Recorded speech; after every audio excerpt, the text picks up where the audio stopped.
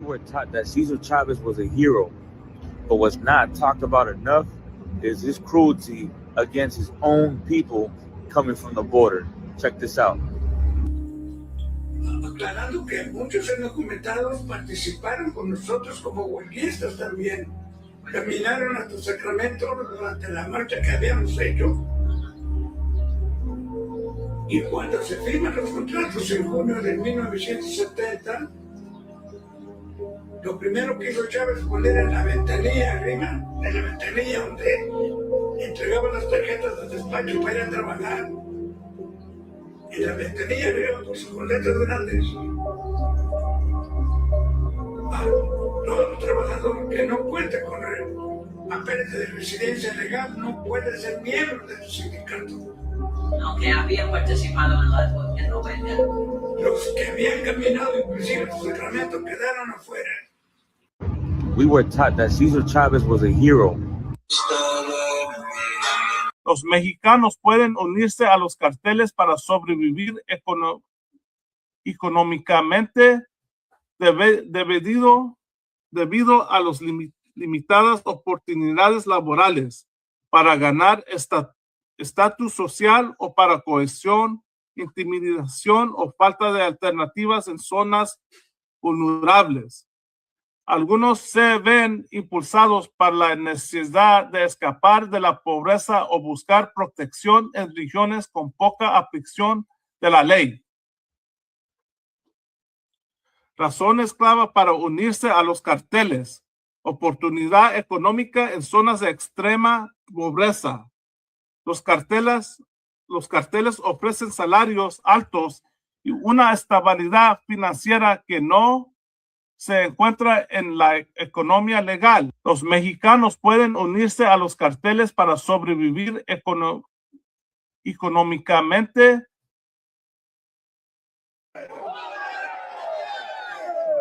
Who told the white man that the tribe of Issachar was his to deport from any goddamn land? How the hell you gonna come on their land and tell them they gotta get off their own land? Now normally you can't really say nothing because he got more guns, he got more bombs, he got more power. But if you believe in the Most High, you playing with the wrong stuff. Let me break it down for you. Can I break it down for you? The Lord got 12 tribes. And the Lord said the children of Israel are the apple of his eye. So if the other 11 tribes go and cry to the Lord about the way the 12th tribe, the most wonderful, amazing tribe of Issachar, is being treated, what you think God gonna do? We gonna stand with the Most High, and we standing with the tribe of Issachar and all the 12 tribes.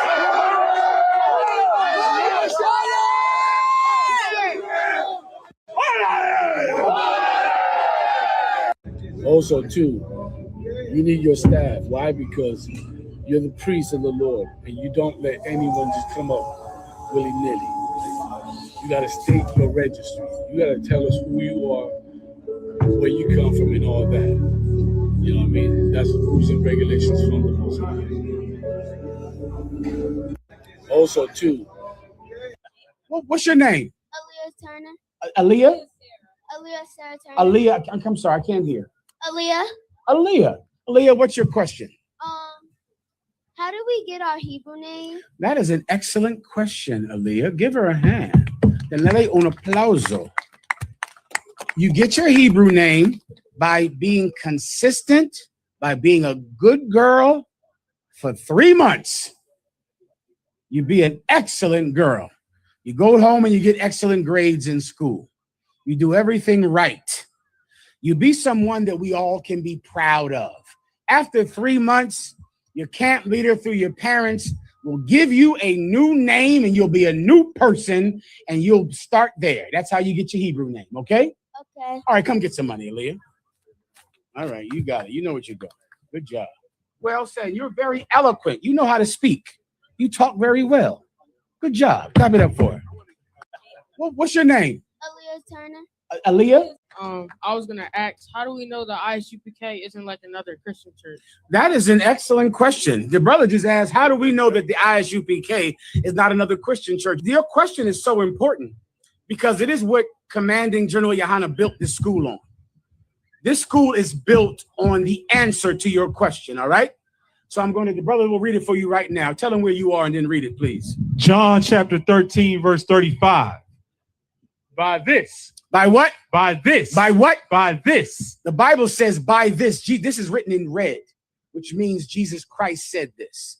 By this, keep going. Shall all men know. Shall all men know. Go ahead. That ye are my disciples. You know, everyone says that they're following Jesus, right? Every Christian says they follow Jesus. Every Christian church says what? We follow Jesus. We love Jesus.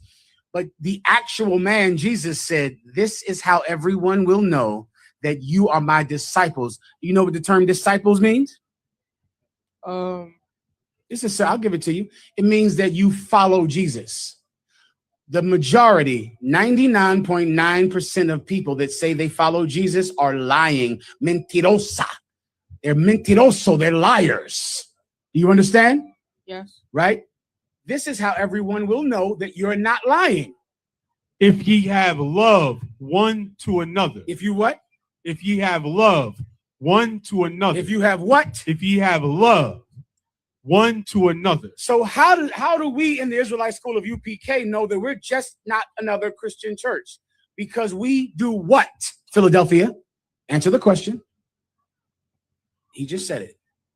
Just think for a second. Read it again, Ephraim. By this shall all men know that ye are my disciples, if ye have love one to another. How do we know that we're just not another Christian church? Because we have love for one to another. Give him a hand. He told the truth. You tell me, if you love each other, can you steal from me? No. If you love each other, can you lie to me? No. Can you hurt my child? No.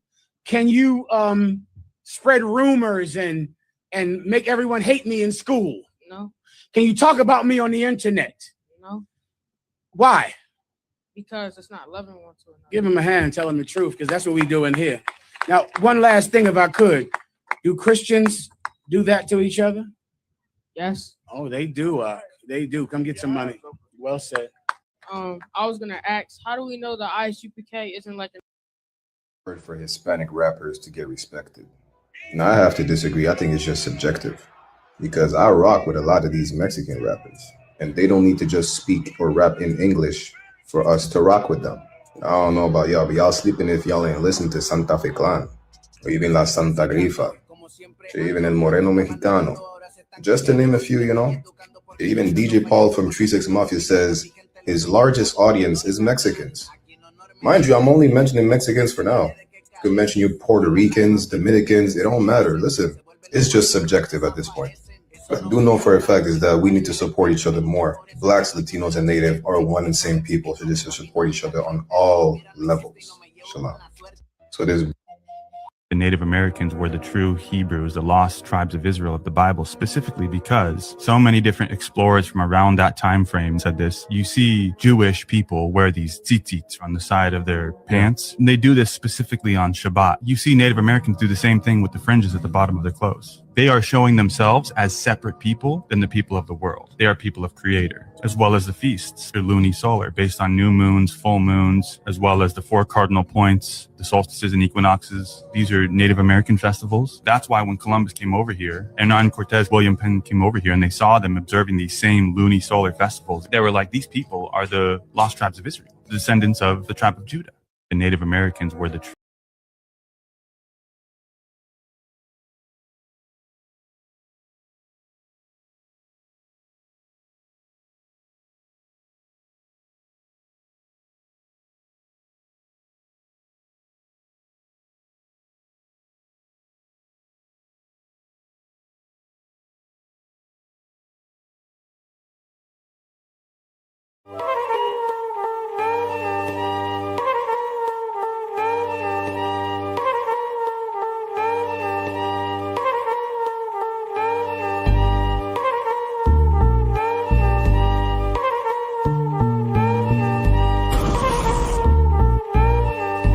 nosotros somos escuela israelita, conocimiento plato, sal.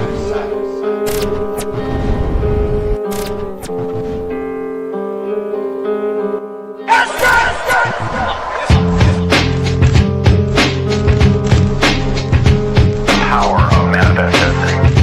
If you know really understood as an destruction.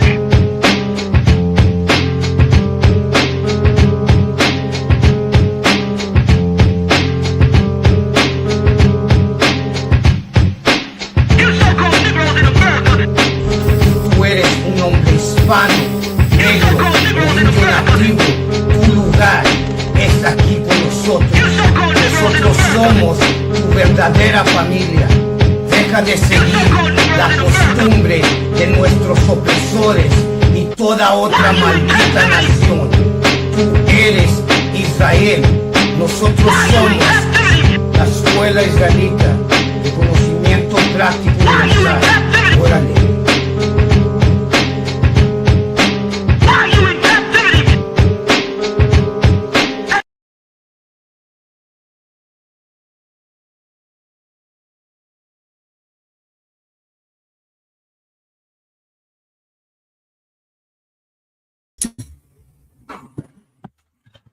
Yeah. Orale. We're right here. Another night back at it. What's going down? That's a shalom, Israel. If y'all can hear me, put a 1 in the chat. Salakia. Can you hear me, sir? You come, Malakman, you coming in solid. Most High in Christ. So once again, what's going down? This is another episode of the Inconvenient Truth. Of course, I'm right here, always with the Camarada, Mighty Priest and Officer 5000, Kamada, right here. You know what I'm saying? What's going on with you, sir? Shalom, Lord Christ. You know what I mean? All the raza. We're bringing out heavy topics, addressing, you know what I mean, these current events. God. Right. Let me. Oh, not that one, Salaki. Where's it? Applause. There we go. Give you a hand for that. Of course, I'm Priest and Officer 1000, Malakma, we're all coming at it, reporting live from, Sur Califa, ISUPK Southern California, ISUPK Mexico, reporting live from occupied territory, and want to say, shalom, Yabashin Shabarakata to the carnales, Yabashama Alata Bashim Yabashat to the mujeres. And yeah, once again, man, this is another episode of the Inconvenient Truth, man. This is a Wednesday night, late night show, and of course, we want to go live tonight because, we used to always do this show on Wednesday nights. Ain't that right, sir? We used to do this show live Wednesday nights. That's so right. That was the actual day that on Wednesday nights. Right. So we got to keep the tradition going, man, But, better late than never, man. Lord, now we could get started at 8 p.m. like we used to. But, for now, we're going to go live when we go live. But, orale, let's get to it. Tonight's episode is titled Teotihuacan Shooting When Violence Becomes Influence. Now, I'm sure a lot of y'all out there, right, have been paying attention to what's been, circulating online, and how many of y'all saw what happened in Mexico? Let me shout out the chat up in here. Of course, we got Mighty Priest and Officer Quadasha Allah, Shalom Karnal, Lord in Christ. We got the Trooper, what's going down? Trooper Matamiar, what's going down, Karnal? Shalom, Lord in Christ. We got Halak up in here, Shalom Karnal, Lord in Christ. We got, for right now, anybody else, like who tunes in the future, man, Shalom. Y'all got any questions or comments, type them in the chat. Let us know your thoughts and opinion. But what do y'all know about what happened in Mexico? Was it yesterday or the day before? I believe it was, right, where that situation happened in Teotihuacan.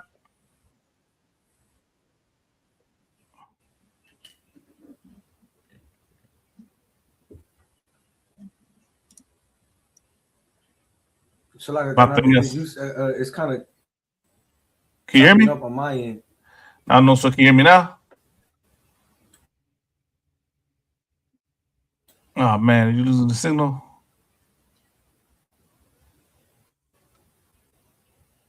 How about now, sir? Can you hear me now? Yeah, okay, that's better. Okay, Khan. But yeah, sir, Salaki, I'll ask you. Well, what have you been seeing circulating around online about that whole situation in Teotihuacan? Okay, yeah, you was asking me. Well, you know what I mean. One thing is that what was it? I think yesterday I was talking to my pops about it, and the victims and things like that. And I asked them. I was like, did they say who got shot up? Did they say who's the aggressor? He's like, nah, but you know what I mean. Little by little, the details on the story is coming out. Orale. And I don't know if you want to take it away, Malakma, and Sir. start it off. Come, no problem. So I'll just give my take on it. So what I've been circulating online. What about you? What have you?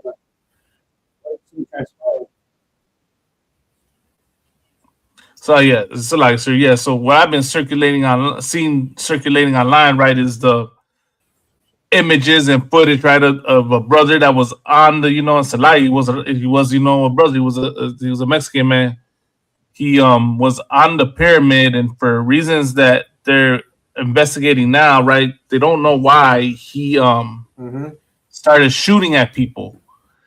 He hit 13 people, unalived one person, right, which I believe was a Canadian woman. So I believe he was targeting tourists, and he just, and then at the end he took his own life. After I believe they sent in the Mexican National Guard to try to take him down. But it's crazy because, of course, when you first hear about this story, you assume that it was a white person that went up at that pyramid and started shooting at people. But come to find out that, it was Raza that did it, man. And, here's what y'all got to understand. The reason why a lot of our people do the crazy things they do, right, is because they're copying the oppressor. You understand? We know that in today's age, the number one people that are responsible for mass shootings is the so-called white man. Teotihuacan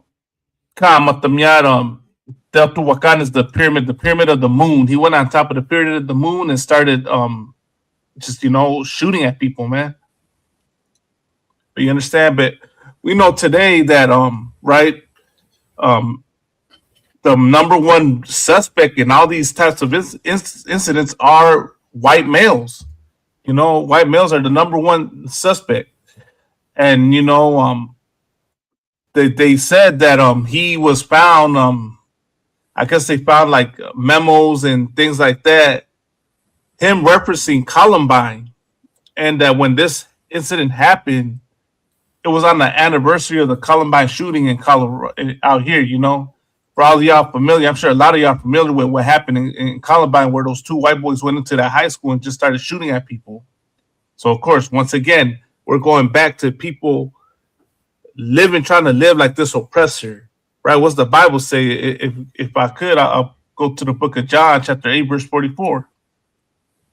To start it off. Because the sad reality is that this oppressor, being the devil, right, will take this incident and try to spin the narrative, right? Don't be surprised to hear Donald Trump in the coming days, and you hear just the whole narrative being pushed up as to how violent Mexicans are, how a threat to society and safety they are. Donald Trump won his presidency calling us, rapists and criminals, always to try and push the narrative that we're a violent people. What do they always say about black people, right? 13% of the population commits 60% of the crime per capita, just to push a narrative when the highest population of people doing crimes is white people. The highest population of people doing these mass shootings is white people. But they will go and try to spin it to try to make it seem like it's us. And lo and behold, I bet y'all didn't know that that's actually biblical. And a lot of y'all, right? And we're gonna cover this later in a bit as well, right? A lot of y'all pro indígenas, especially that. Actually, this is. I want y'all opinion on this, right? All you pro indígenas, all you pan indigenous, talk about protecting the medicine and the culture and all that. I want to know what y'all had to say about this incident, because this happened at a sacred site. This happened at the Pyramid of the Moon, right? So all your danza circles and all that, right? What do y'all have to say about this? All you danzantes, what do y'all got to say about this? You understand? Because I ain't seen a video made yet from any of y'all addressing this. But let's get to it. Let's go to the Bible. Y'all won't make a video about Israelites, so y'all won't make a video to try and demonize the Israelites. So this is John chapter 8, verse 44, right? It says, "Ye are of your father the devil, and the lust of your father ye will do." A lot of us think that, like our people are out there doing crime and doing horrible things, right? Atrocious things, because we just, can't get our act together. It's just in us to be criminals. Nah, man, a lot of us are doing these horrible things because you're doing the lust of your father, the devil. When we say the oppressor is the devil the Bible speaks of, we say it for a reason. It's in the Bible. You understand? As I'm showing you. You're doing the lust of America. You're doing the lust of this so-called white man. You understand? He was a murderer from the beginning, right? And a bold not in the truth, because there is no truth in him, right? This going back to Cain. Cain was the first documented murderer, right, in the Bible. And he lied, right? Like when God asked him, right, like Cain, right, was paraphrasing the blood. What is it? The blood of thy brother calls upon me, or something like that. What did he tell God? He told God, "Am I thy brother's keeper?" Right? Was that the term, sir? He said, "Am I my brother's keeper?" Right, am I my brother's keeper? Like it's basically saying, I don't know where he's at, when he knows exactly what he did. He lied, right? Because there was no truth in him. And it's the same thing with Esau. Later on down the line, when Esau was born, he plotted against Jacob. He lied on Jacob, right? Because he sold the birthright to Jacob, but then acted like Jacob didn't stole it from him. It says, when he speaketh a lie, he speaketh of his own, for he is a liar and the father of it, right? Y'all, this oppressor takes all the violence, right? All the incidents that happen with us and tries to demonize us for it. Meanwhile, he's the reason for these situations, man. They're the reason for this. They do all these things.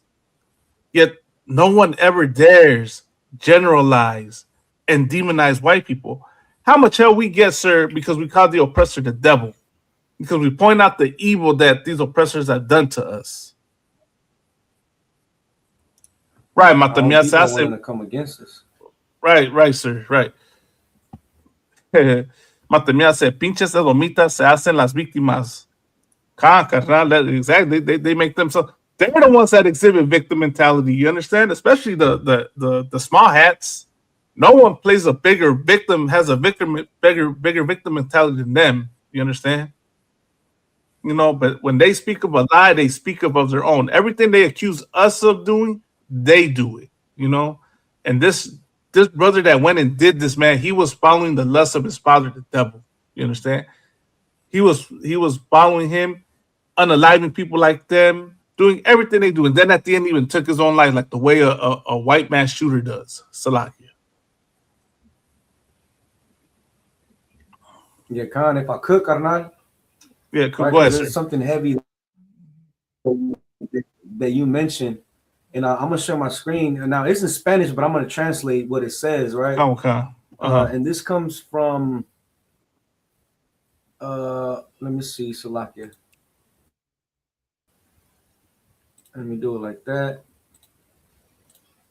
If you could present it on the screen, can you see it? La. Oh, there we go. Okay, there it is. So like my end is a little bit lagging. No, don't sweat. Let me see if I can. Do you see it? You see it right there? I see it loading up. Okay, Salakia. But one thing that you mentioned, right? You mentioned that we don't even know if he's raza. You know, his name is Julio Cesar Jasso Ramirez. Órale, Now, okay. Jasso, you know, I don't. Damn. So, I oh man. looked it up, and it says that last. So, like, sir, you're breaking up. You're breaking up. Pensé que era de otro país. Okay. So, like, I guess because it's loading, it's breaking up. How about now? I'll just kill the sharing because it's probably lagging it. If you want, you can send it to me, sir, and I'll share it. Is it better now? Yeah, it's better now. Now I can hear you.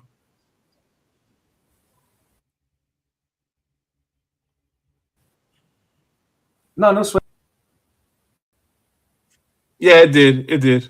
If it didn't, no sweat. So like okay, they could go back, pause it, and read it. But this is what it translated to, right? This is what I think his landlord said this. He said tenía un tono raro, pensé que era de otro país, and that translates to he had a strange tone. I thought he was from another country. And I'm pretty sure that came from the way he carried himself. Another thing that you expressed was that you know, he had admiration for Adolf Hitler, and he even made an AI picture of himself with Eric Harris and Dylan. Damn. I think damn, he did all that. The Columbine. Yes, he did. Those are the Good night. The perpetrators. Yeah, those are the perpetrators of the 1999 Columbine High School massacre, and he also carried communist paraphernalia, right? And the attack occurred on the 27th anniversary of the Columbine shooting, and on Hitler's 137th, you know, good night birthday. And he wore a shirt. I don't know. I'm not sure if you've seen this, Malagma. They said that he wore a shirt that bear the phrase "disconnect" and "self-destruct." Disconnect and self-destruct. It is associated with the Columbine massacre. Damn. And in his backpack, he had books about Columbine and handwritten notes also that were found in his backpack. He had written that he was guided by inspiration from beyond, and that he followed orders from supernatural entities. Oh, good night, man. That sounds like, you know, mental illness. The Spirit of America. Every time you tune in to I forgot. Remember that one Guido? He had the crazy hair, and they were talking about the supernatural. I think can't recall the name. It was on cable. Ancient Aliens. Ancient Aliens, right? That's one thing. They always try to follow some supernatural entity, right? You know, right. That's the American spirit, right? And according to authorities, Jasso, you know, we don't know. We can't confirm if he's a raza. Okay. You know, he has a strange last name. You know, Jasso fits the Khan. So he fits what they're calling him, a copycat, right or wrong? They're calling him a copycat. Yeah, and he's an imitator who replicates, you know, the symbolic, you know, crimes and what have you, right? And that's one thing. Another thing that you said is that he went to a historic site of Mexico. He didn't go to a club, you know, not a street corner, but he went to the pyramid, the lunar pyramid. You Right. understand? And what happened? You know, how did that act, how did that crime get there? Because what Right. started somewhere else, you know, we know it started in America. After the Columbine shooting, you started to have more public massacres, you know, in the club, at a theater, at a concerts, you know, grocery stores and what have you. Like that opened the door for public shootings. You know, and it didn't stay in America. Like it spread because that's the spirit of America. The spirit of America spreads like wildfire. Right. You understand? And that is the shadow. That is the shadow that it's in Mexico right now. And what Malagma, you know, he was saying that you know, because ye are of your father, the devil. And that's the reason why we imitate our oppressor. But if I could, Malagma, if you could get me Jeremiah 10:2, and we're just gonna read the top. So like sir, I would say definitely I want a chord. Definitely I want a chord. Oh, okay, come, Most High in Christ. Most High in Christ. Right, if you could give me Jeremiah 10:2, right? Because this is what the Lord warned blacks and Hispanics about. If you could start off on verse 1, so we know who the Most High is speaking to. Everybody believes that the Most High is speaking to everyone. Right. The Bible is exclusively for his chosen people. Now, the Bible is going to declare who is his chosen people. You got read it when you got it, Malak. This is the book of Jeremiah, chapter 10, verse 1. Hear ye the word which the Lord spaketh unto you, O house of Israel. Right. So the Most High said, he hear the word which he speaketh unto you. So when the Most High is speaking to he's addressing a people that is his chosen people, the Israelites. Go ahead. Come on. He said, "Oh Israel," right? But yeah, O house of Israel, right? Jeremiah chapter 10, verse 2. Thus saith the Lord, learn not the way of the heathen. Now, this is very important for the house of Israel. The house of Israel is a house, and you find a family in that house. That house is made up of the 12 tribes of Israel. Today, blacks, Hispanics, and Native Americans, we are the true descendants of the biblical Israelites. And the Lord said, learn not the way of the heathen. Now, this man, who we're not going to say that he's one of us, but we don't know, he could be. Either way, the point is, if he is one of us, learn not the way of the heathen. He started to read about Columbine. He started to have admiration for Hitler. Right. He started to worship, you know, the perpetrators of the Columbine shooting. Right. And he assimilated. He learned the way of the heathen, and that's the reason why that violence, that crime happened in Mexico. Because he learned the way of the heathen. You understand? But what we are seeing is that our own raza are studying their violence. They copy it, and then they go out and they repeat it. That's why they're calling this man a copycat. Because, you know, they found books, you know, he made an AI image of himself in the light of these criminals, because he assimilated mentally, spiritually, and he embodied that that spirit of destruction. And the Bible calls it something deeper. Learn not the way.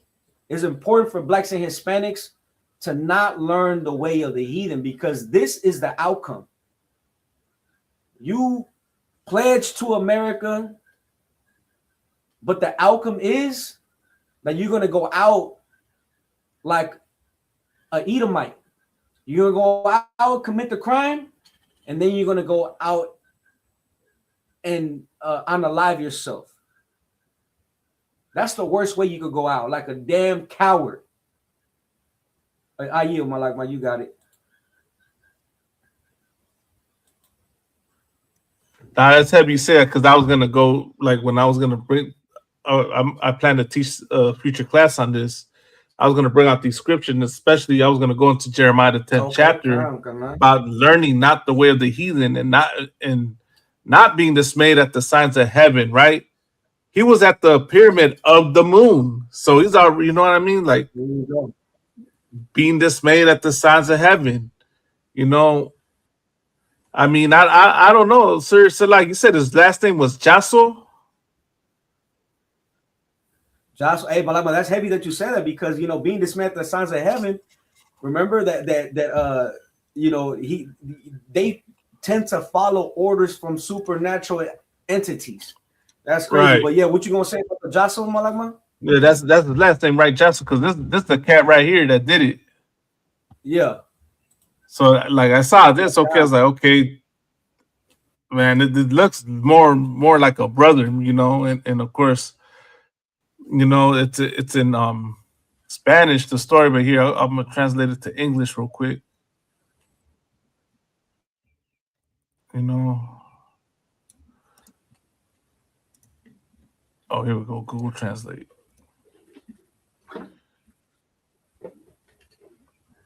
So, in English, it says, sick people shooter identified in the attack at the Pyramid of the Moon in Teotihuacan.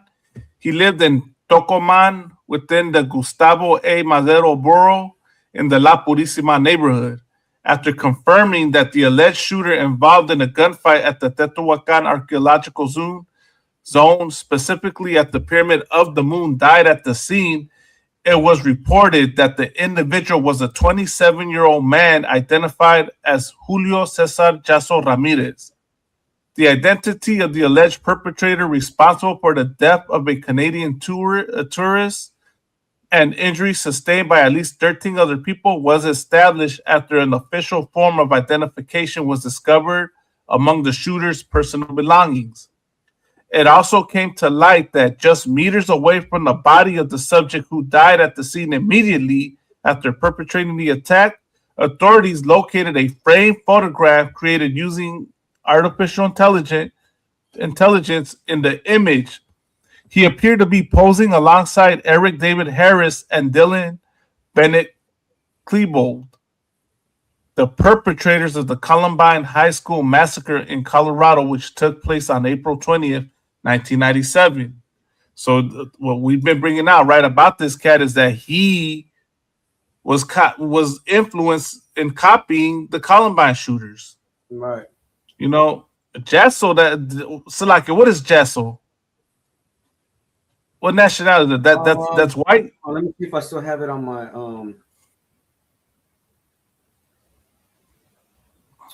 Go ahead, and I'll get it for you. No problem.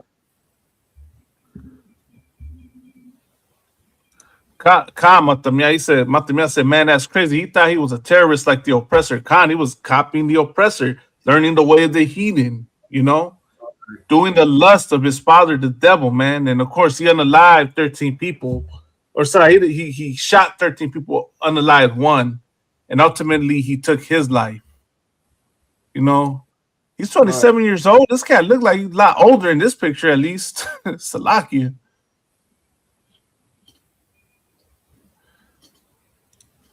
But this is the guy that did it. Let me see if I can pull the video that I was gonna pull.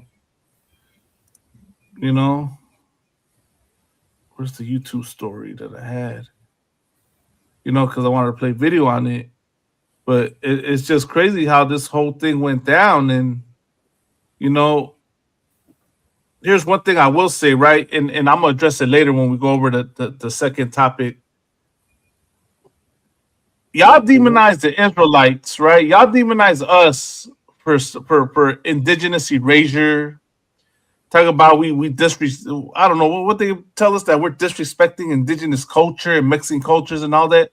I'm gonna tell you one thing.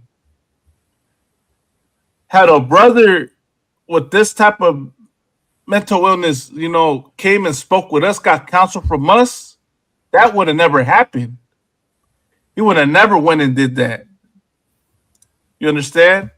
Y'all think we so horrible, but you know how many mentally ill brothers and sisters the ISUPK counsels and, you know, gets that demon out of them to prevent things like this? You understand? So that's one thing that I can tell you. If this is a brother and had he been in the truth, this situation would have never happened. So you can demonize us and ridicule us and mock us. We know it just comes with the territory. It's biblical. You understand? But one thing you can't say is that the UPK makes a difference. The UPK fixes lives, man. You understand? Saves lives. I don't know if he was going to danza circles and all that and doing all that. I don't know if he was reconnecting, if he was all about decolonization. I mean, he was at an indigenous site, you know, aiming at tourists. You understand? No. But even so, him doing that, what did that do? What did that accomplish? Absolutely nothing. And he ended up taking his life. You understand? So, you know, that's one thing I want to say is that, you know, y'all need to understand why these things happening. Y'all need to understand that, you know, trying to be like this oppressor, having his mindset will lead to your demise. And I don't know what's gonna, you know, in the coming days from the investigation, what's gonna follow, but I'm sure they're gonna, you know, dig up all types of things on him, you know, to try to, you know, find out why he did what he did, man. You know, but let me look up.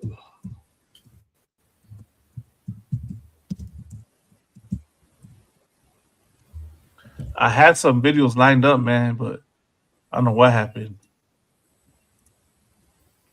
No sé, carnal. A Canadian tourist has been killed and 13 other people injured after a man with a gun opened fire at the Teotihuacan pyramids, according to Mexico's government. Video shared on social media shows an armed man standing atop one of the historic pyramids north of Mexico's look at that. And opening fire on tourists. The shooter, identified as a 27-year-old Mexican man named Julio Cesar Hasso, later died from a self-inflicted gunshot wound. Authorities said the injured were receiving medical attention. The local government said 7 people were wounded by gunshots. How the other people were injured was not disclosed, but a number of people fell when the shooting started, some while climbing on the pyramids. The injured included American, Colombian, Russian, Brazilian, and Canadian tourists. Mexican officials are now searching for a motive to try and explain that deadly shooting at a famous Mexican pyramid on Monday. A Canadian woman was killed and more than a dozen other tourists from several countries were wounded after a gunman opened fire at a popular tourist hotspot near Mexico City. According to authorities there, the gunman fired several shots at the archaeological site before taking his own life. Valeria Leon reports. I'm in Teotihuacan pyramids in the state of Mexico, just 40 miles north from Mexico City. Here is the Pyramid of the Moon, where yesterday an attacker climbed those stairs and opened fire. He killed one tourist from Canada, and then he killed himself. He was identified as a 27-year-old from Mexico City. this place remains closed. And here are two tourists from Italy. How do you feel about what happened here yesterday? Honestly, I discovered everything like this morning, but yeah, we changed these plans yesterday just for schedule organization, and yeah, it was shocking, but yeah, I understood today really that someone was murdered because we thought just that there were some shooting. And inside this place, 13 people were injured. 8 of them are still in hospitals nearby. And authorities have confirmed that among the victims, there are tourists from the US, Canada, Brazil, Colombia, and also Russia. And this came as a shock because Teotihuacan is the second most visited archaeological site in the country. Last year, it received 1.6 million visitors. And it also has raised concerns because Mexico gears up to receive the World Cup and receive also more than 5 million visitors during this summer. President Claudia Sheinbaum said this incident deeply pains Mexico. Also, Mexican authorities have confirmed they are in contact with the Canadian embassy. Nuestra solidaridad con los familiares de la persona que perdió la vida. Security forces are being deployed here, and also they're investigating what are the motives behind this crime and what made this 27-year-old man open fire in the middle of the morning in one of the most iconic archaeological sites. Valeria León, CNN, Teotihuacan, State of Mexico. You know, it's hard to make sense of how something like that could happen in a place so beautiful. A Mexican national treasure, the Pyramid of the Moon near Mexico City, turned from a stunning destination into a deadly scene when gunshots erupted Monday morning around 11. I could hear all these people starting to rush towards me, and I knew at that moment something bad is absolutely happening. Tim Chung is from Seattle. He was on a tour about 200 meters away from the pyramid, just moments before the sound of gunfire echoed through this historic site. A lot of screaming. We were still pretty far away, but there's probably a lot of screaming and just a lot of chaos. And about 20 to a minute. So, like, if I could, right? What's even more sad is that you see the pyramids are in ruins, all destroyed, right? And you see oppressors going and seeing that. And then you're wondering why there's a spirit of you know, like that spirit's out there, man. But like the words can't even describe, you know, I don't even know the right words to put, but it speaks volumes, you know, understanding. Seeing the pyramids in ruins, knowing the history, knowing what this oppressor did to our indigenous ancestors. And then, you know, for this incident to happen is like, just shows the spirit of death that's just, you know, what that circulates, you know, around this place because of this oppressor. You know, and because we don't follow God, because we don't follow the Most High, you know, we're surrounded by death instead of life.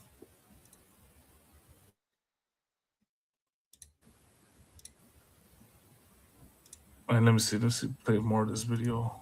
Later, I was just still standing there, just trying to see what was going on, but I hear all these gunshots. His tour group moved toward the Sun Pyramid, trying to put distance between them and the violence. That's when we saw like the Mexican National Guard start with their pickup trucks and machine guns hauling down the road. That's when we saw helicopters. He watched as the gunmen climbed the pyramid and authorities moved in. Police say the suspect was found dead at the scene with a self-inflicted gunshot wound. He was a 27-year-old Mexican citizen who acted alone. This could happen anywhere. You know, I mean, there's mass shootings, there's shootings in schools in the U.S. It's not just a Mexico problem.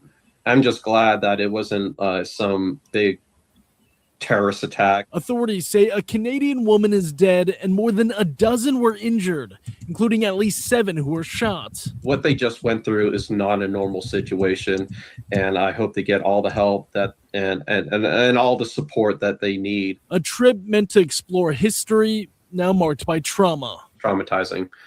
Something like this is you never will forget about it for the rest of your lives. Reporting for King 5 News, I'm Brady Wakayama. So, like, sir, I also want to read this, right, that I just looked up right now as we're covering this, right? Before people get, think we're making it up, the numbers don't lie, right? I'm not making any of this up. Y'all can look this up in your Google machine. Look at this. I typed in, right? Let me see, is it showing right there? Okay. I typed in majority of mass shooters by race.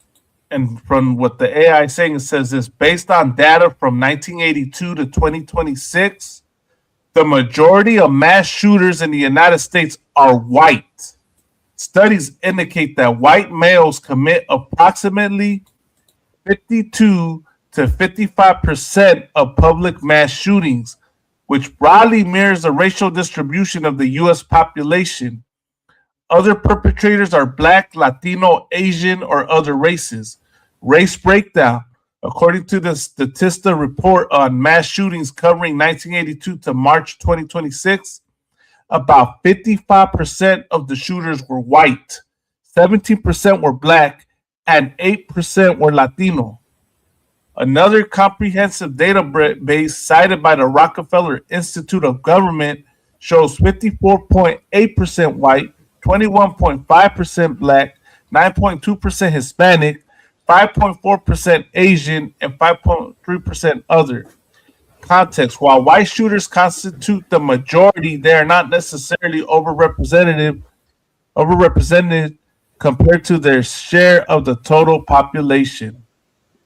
Other demographics: the vast majority of mass shooters are male, approximately 97 to 98%. Distinctions: research shows that while white middle-aged males often commit family mass murders, felony-related mass shootings connected to other crimes are often committed by younger Black or Hispanic males. That's crazy because you can tell this is why the oppressor is the devil. They'll say that to try and paint us a certain way when the numbers about that are arrests. Even there, they try to. You see how they say the same thing, like they say one thing then say another. That's where they use that whole per capita BS. It says key findings on shooter demographics: white 53, Black 21, Latino 9%, Asian 7%, other 5%. The data indicates that there's no single. It says the data indicates there is no single profile of a mass shooter, but they are predominantly male and white. 53% white.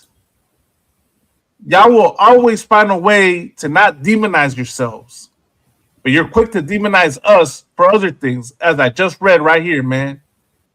This is why we call you the devil, man. You understand? When he speak of a lie, he speak of his own. And then for y'all demonizing the Israelites, let me read this scripture to y'all, man.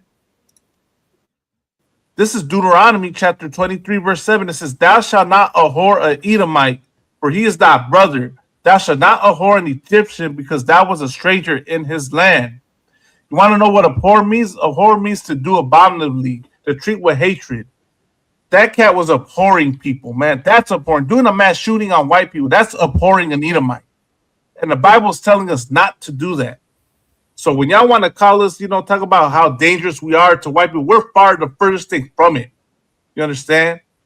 Because the Bible, we follow the Bible, and the Bible tells us not to do that. Let me go to Exodus. Exodus 20, 20 and 13. Another scripture.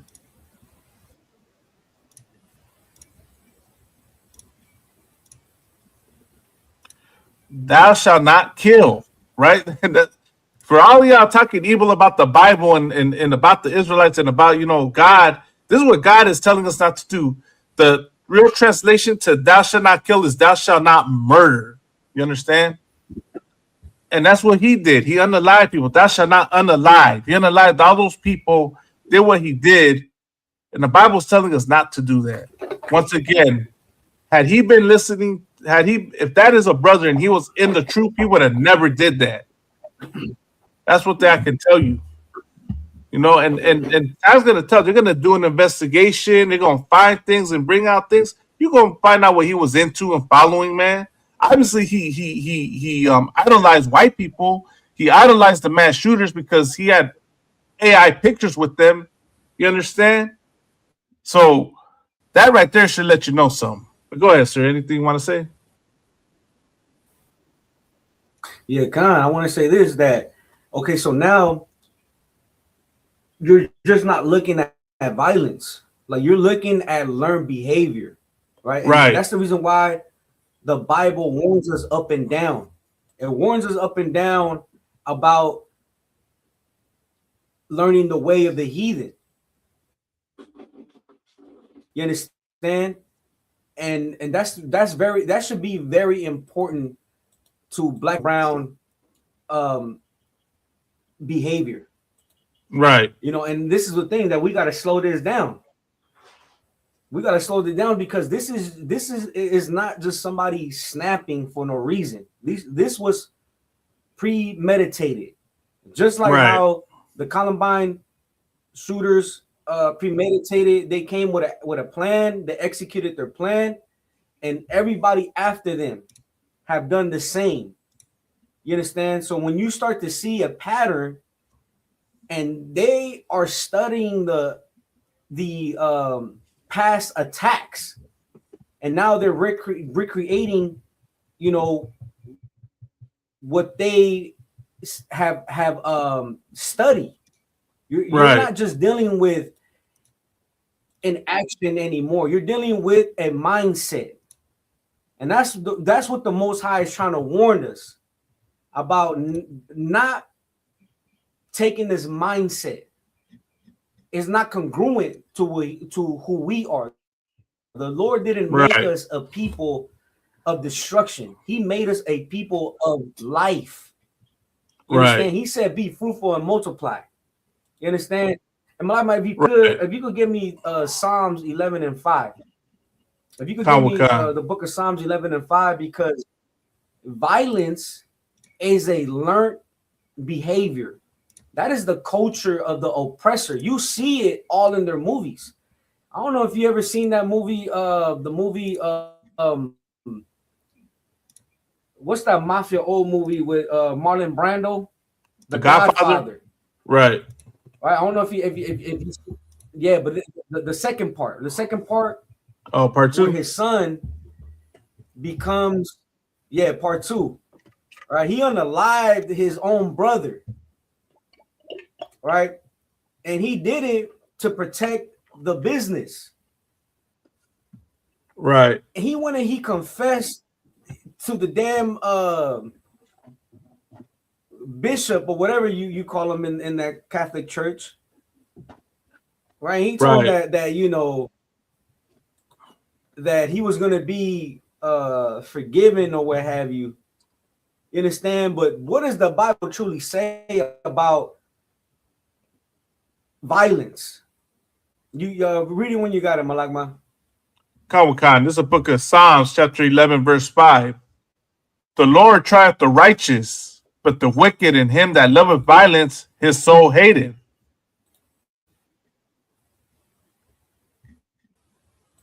Was that the end? Kawakan, did you want to read the next verse?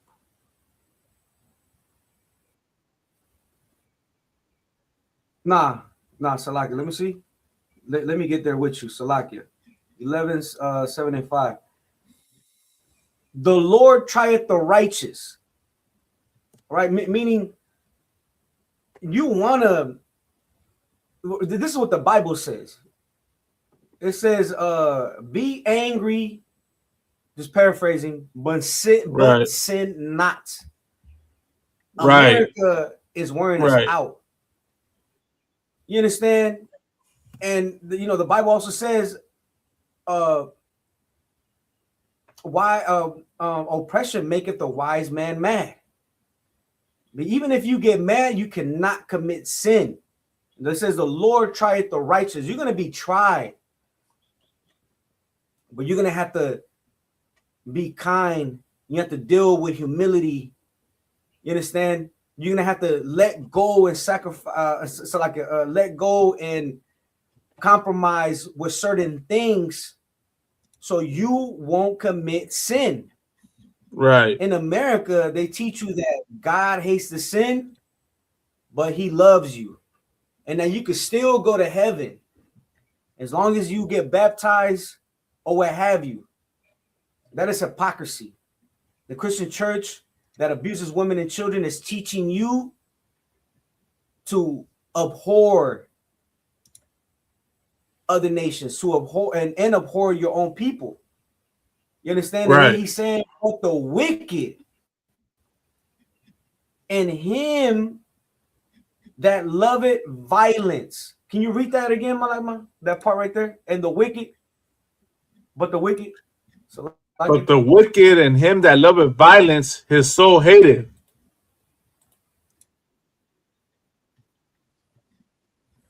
So like the Lord hates wickedness, and he hates when you commit violence. Right? So it doesn't just say someone does violence, it says someone can love violence. How do you know this man loved violence? Because he studied it. He had an affinity for it. He focused everything he had for it. That's how you know he loved the violence. And he had an attachment. He had an interest. He was attracted. You understand? You don't how do you so like he aligned himself to a date. He aligned himself to an attack. Right. And then he recreated what he studied. You understand? And you don't do that unless it's in you. And unless you draw to it. And the reason why Black and Hispanics are drawn to it is because of the movies. It's because of the music. And we know who owns the music industry. The small hack gutter rats, the imposters. They own the movie industry. They own everything. And that's their agenda. They push these lifestyles so Black and Hispanics can be drawn to it. You understand? But the Lord hates him that loveth violence.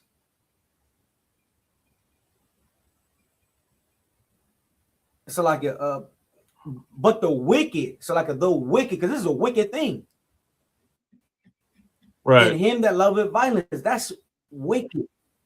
To love violence. You understand? If you listen to a song and it makes you want to go out and commit a drive-by, don't even play that song. Play something else. Like listen to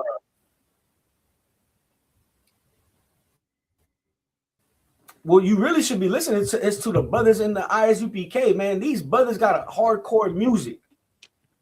Right. You understand? And this hardcore music will build you up. You should really be following and you should be studying Commanding General Yohana, all the generals, all the captains, all the officers. You should be studying and you should have a love for what these brothers have done, for what these brothers have brought up. They brought me up. They brought Officer Malaka up. Right. You Damn understand? right. And we're drawn to this. We're drawn to the spirit of the Most High. The Most High has a spirit. Exodus 15:3. The Lord is a man of war. Right. You want to go to war? Study us. follow Right. us, have love for us. You understand? That's how you defeat the love for violence. Right. You understand? At one point, we had love for wickedness and violence, but we learned from men that were better from us. Right. We held ourselves accountable for our wrongdoings. Right. We changed it and corrected it. And now we are the men who you have as proof that you can be mighty. We have men that you can draw to who are solid. You understand? Right. How you with that, Carnal? No, I know so. Most High in Christ, sir. That's heavy, you know.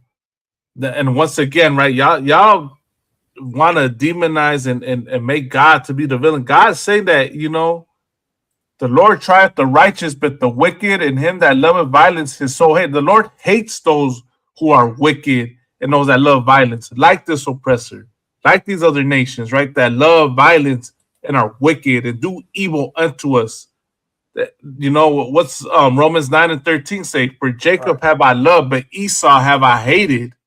Right? For thy violence, in Obadiah, for thy violence against thy brother Jacob, shame shall cover thee. The Lord's not, you know, the Lord is not with any of that, man, and doesn't tolerate it. So that should let you know something, man. You know? And just a FYI, I put the links in the chat. Go ahead, sir. Yes, sir. Go ahead, Carnal. Now, I'll say just real quick. I put a link in the chat for anybody that's trying to join, that's coming with questions or want to share your thoughts and opinions on this matter, right?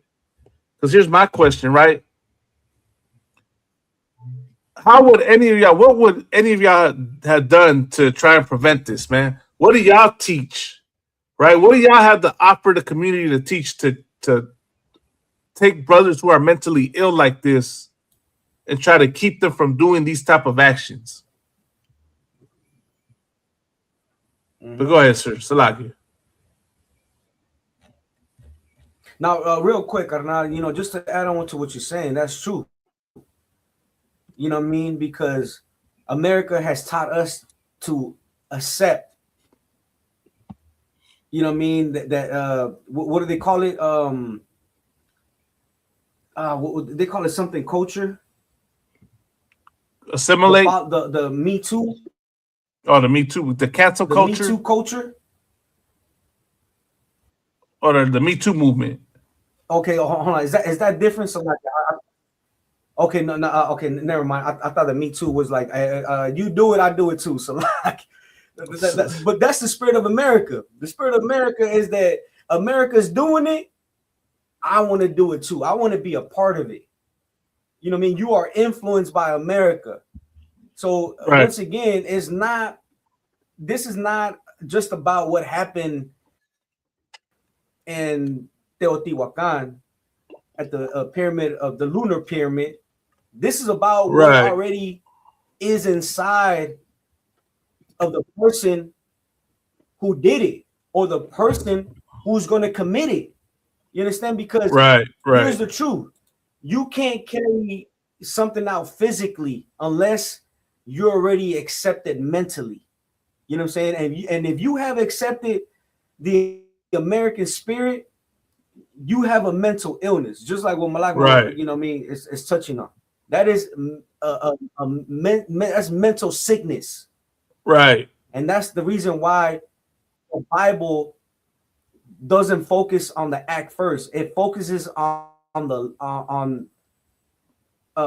love of it. You understand? He said, if you love violence,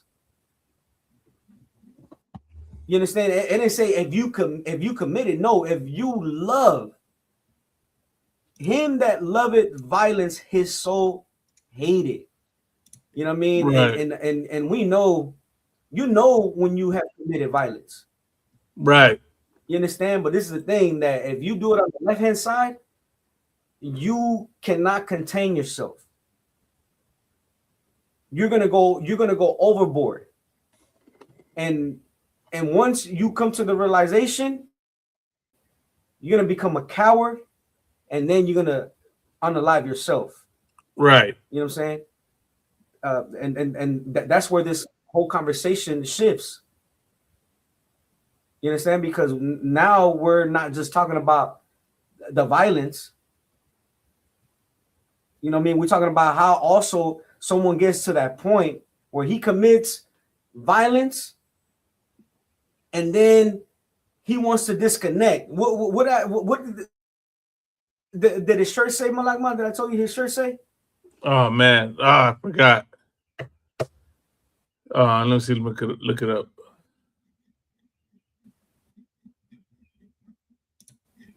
That's what he believed. He believed about after he committed the crime. He was just gonna disconnect himself because he's too much of a coward to face justice.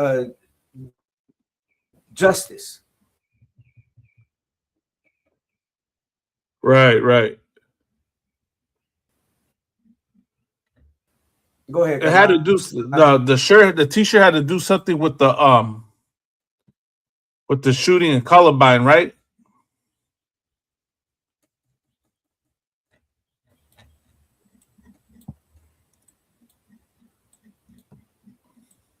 So I believe that's what it was, right? I can't recall just what you said, but I believe it was something like that. We could look it up and pull, you know.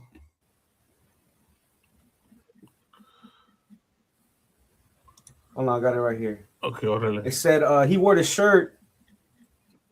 It said disconnect and self-destruct. Disconnect and self-destruct. Damn. Good night, man. He self-destructed, carnal. Yeah, absolutely.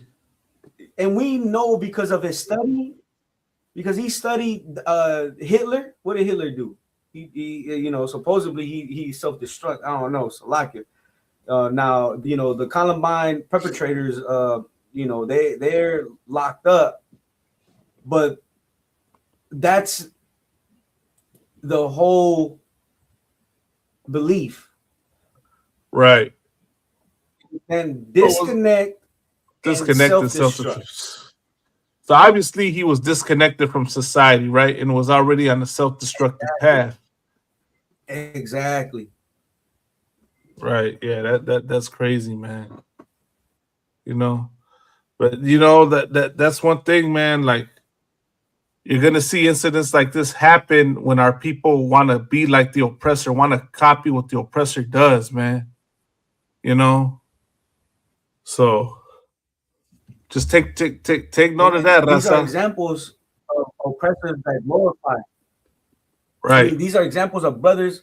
So again, we don't know but if he is, this is an example of people who glorify the oppressor. Go ahead, Right. Salaki. Not exactly that. You're glorifying the oppressor. You idolize them. You want to be like them. You're following the lust of your father. You understand? So, I mean, you're going to do the evil they do, but here's the difference. God is going to come down harder on you because you're God's chosen people and you're doing wickedness. God don't give a damn about these other nations. He's going to punish the other nations for the evil they do, but he's going to have a special punishment for you, Israel, if you do anything evil that these other nations do. Hey, Carnal, and just to add on, and we can move on to the next topic after this. We press for time, but just to add on to what you said, right? The lust of your father ye will do. Violence doesn't begin in the hands. It begins in what a person chooses to admire. This man was admired the oppressor to the fullest. Good night, man. So much so that he studied them. He had books on it. He converted himself in some type of what did it say? I got it right here. The AI. Yeah, He made an AI. AI of himself with Eric, with the two perpetrators of the Columbine shooting, the Columbine Good. massacre. Right. You understand? He admired this lifestyle. But once again, it didn't begin in the hands. It began in choosing who to admire. And he chose to admire animals, beasts, Damn. Right. Right. lunatics. You understand? That's who he chose to admire. Right. You got it, Karna. No sweat, sir. And that's the whole point. Stop trying to be like your oppressor, Raza. Stop trying to be like stop trying to be American. Stop trying to be all that, man. You're only gonna lead to your demise, man. But I think let's segue to the next part. Right.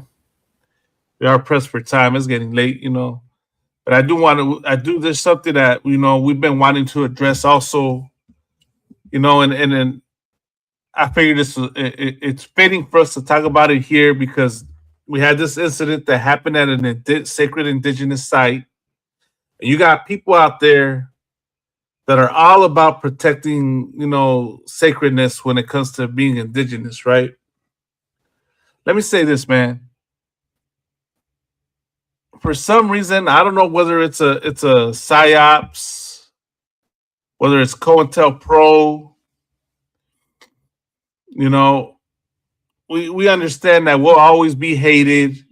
We'll get accused of crazy things, lies. That's what they did to Christ and his disciples, right? So it just comes with the territory. But I'm going to tell all y'all out there, if y'all wondering, have some questions, instead of assuming things about us, just ask us. Come have the conversation with us, man. Have the conversation instead of making videos and assumptions about us, man. Come talk with us so things can get straightened out, man. You understand? And of course, I'm gonna start out like this, man. Of course, back at the beginning of April 4th was the Lord's Passover, right? Shout out all the brothers and sisters that showed up for that night, man. Let me give them a hand real quick, man. Where is that audience? That's right.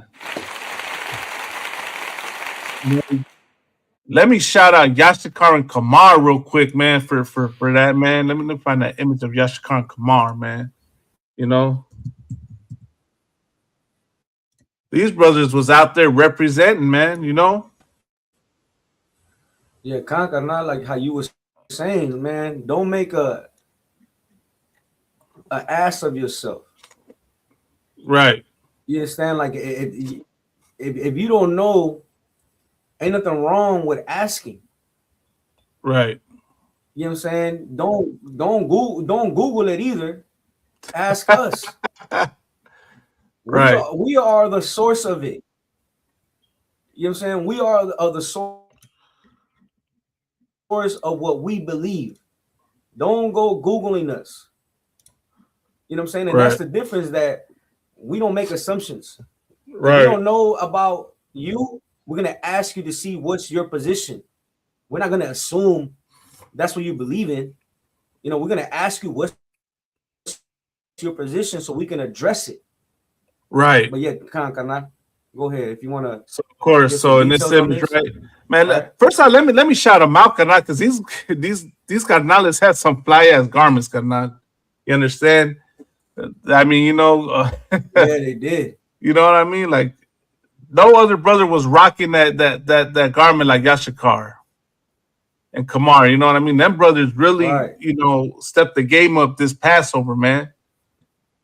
And of course, he did. People out there in the world see this, right, and assume many things. But let me say this, man. These brothers were rocking these garments because they were doing the one thing that a lot of y'all think we don't do in the ICPK. what a lot of y'all think we don't do when we become Israelites. Y'all think that we just erase being Mexican. Y'all think that we erase being who we are. Now, let me say something, right? Let me clear that up. Because Mexican is a nationality, right? It's not a race. It's a byword, right? Because Mexican is what's we claim to be Mexican because we don't know who we truly are, right? Mexican comes from the term Mexica, which is just one tribe in Mexico, right? And Mexican is a nationality. You know what I mean? There's white people living in Mexico that can technically be Mexican, right? There's Asians living in Mexico that can technically be Mexican. But they claim they know they're Asian, they know they're white, they know they're European. Many Mexicans today say they're Mexican because they don't know their racial identity, right? They like to push the lie that we're part Spaniard, part indigenous, right? Because of an atrocity done when the Spaniards arrived. Yet, a lot of us, right? A lot of us don't go to Spain every summer, right? We don't go to the town where supposedly our Spaniard conquistador fathers came from. Never been there. Don't know anything about that. And you want to know why? Because we're not Spaniards. You understand? And a lot of us have been detribalized. We don't know the indigenous nation we come from, you know?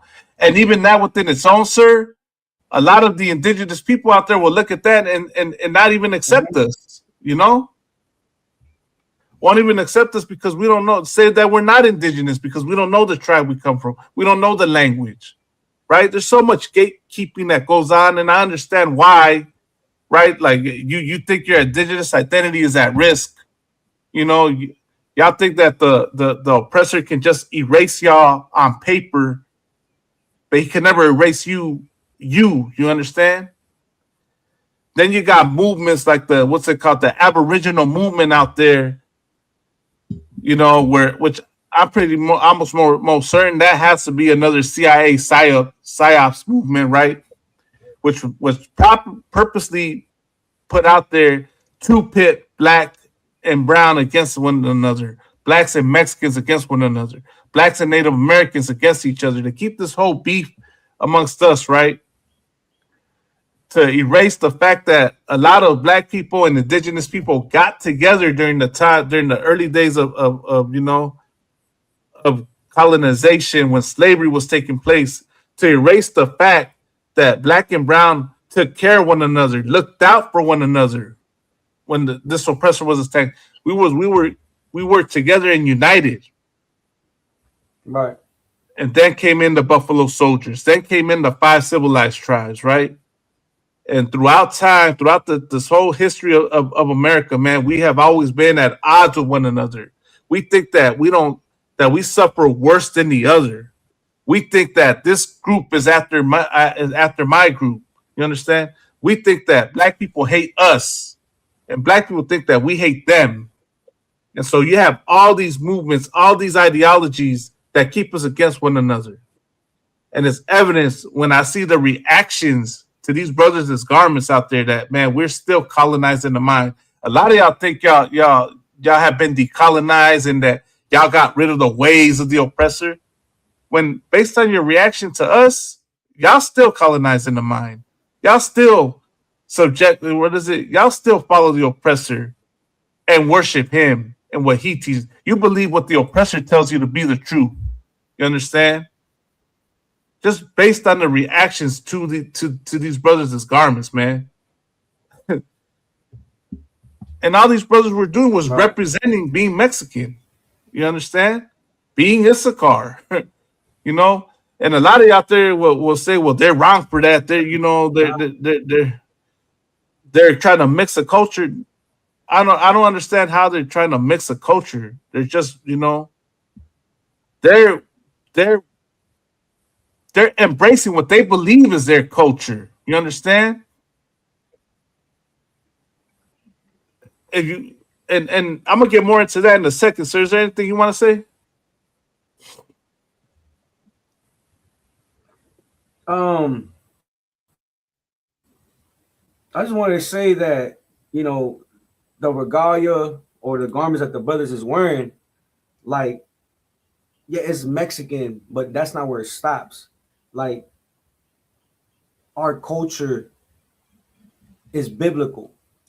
You understand what these brothers is wearing? The fringes and this is a priestly garment, Right. And now you have people who are danzantes, right? But this garment has stature.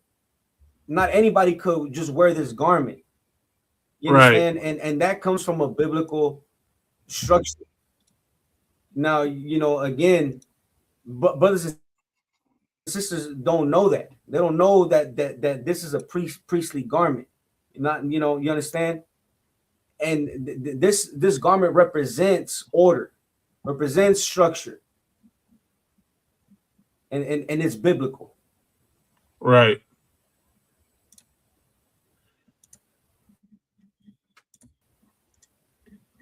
So because that's the thing. That if it wasn't,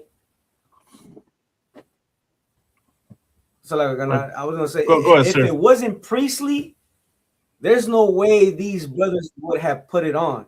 There's no way these brothers would have shown up to a holy convocation, dripped down in a holy garment. This is a holy garment. You understand? You got the armbands. You got the headpiece. You got the fringes. This is biblical, but brothers don't want to understand this, and that's the reason why they have contention with us when we call ourselves Israelites. They really don't want to understand it.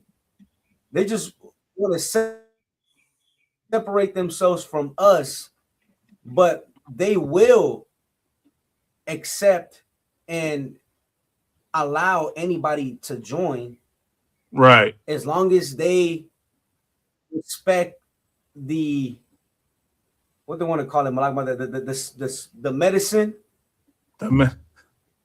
It's a lot. Yeah, right. As long as you respect the medicine, you're native. Still like it. Even if you're not native by blood. That is insane. So like, I'm saying let's play the video and then let's address the things that are said. You gonna play it? I got it. I got the video. I got it right here. No, I'm saying you're gonna play it, or should we just address it? We don't need to play the video. So.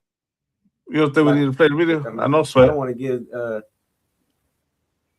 Well, the only reason why I don't want to give them. Yeah, and you know what I mean, because I would say this: he doesn't address us directly, right? And the thing is that he wants to use us so he could gain traction to his videos. You know what I mean? But he runs from questions. I mean, is it necessary? If it's necessary, it's to why. No sweat. I would say it's necessary. I think it's necessary just because I want to address things that say I'm not okay. I'm not trying to give him the clout that he's trying to chase. I understand that, but I want to address things that are said, right? God. And I think just because he represents what a lot of people say. You understand what a lot of people say about us. So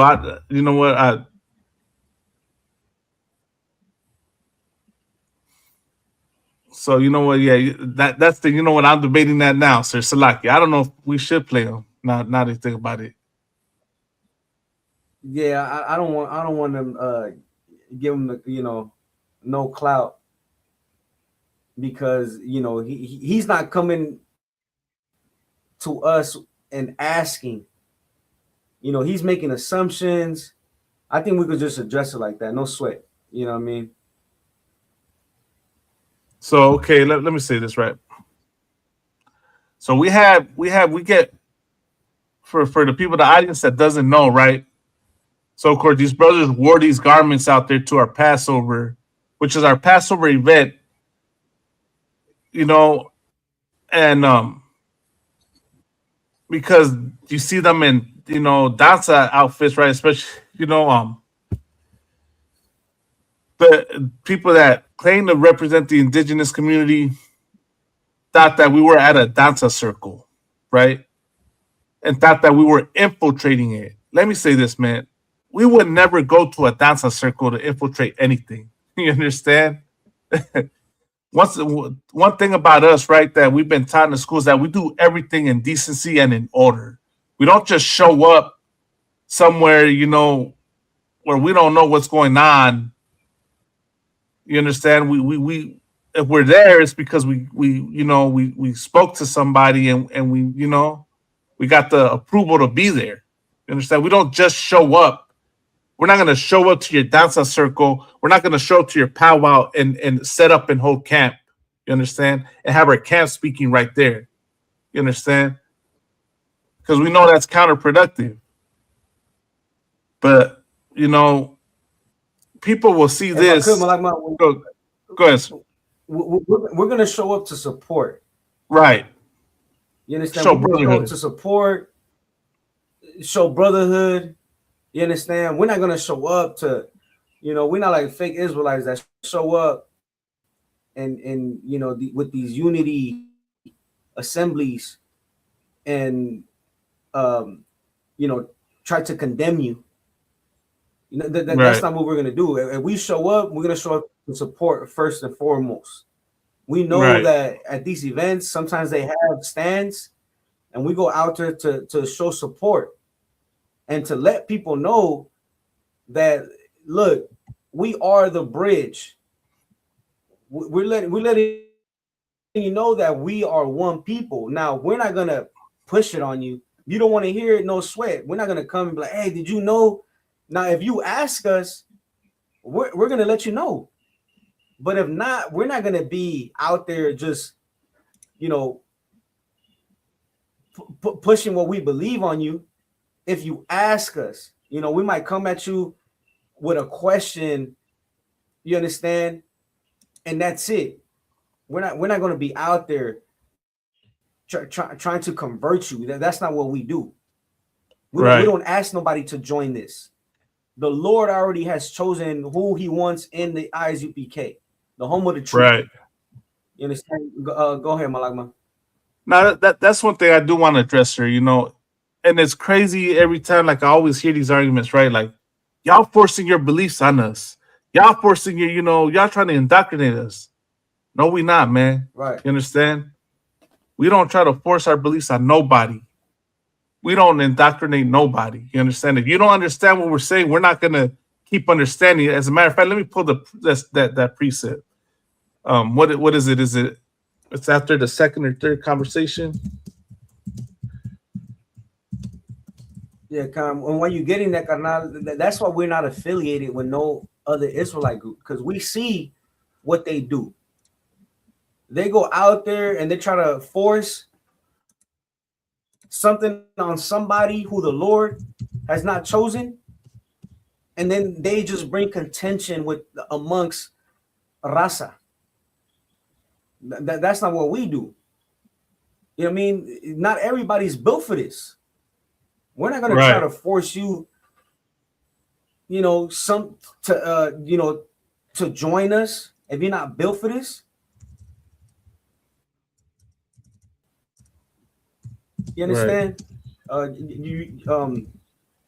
Malama Salaga. Salaga, I'm just trying to find that preset.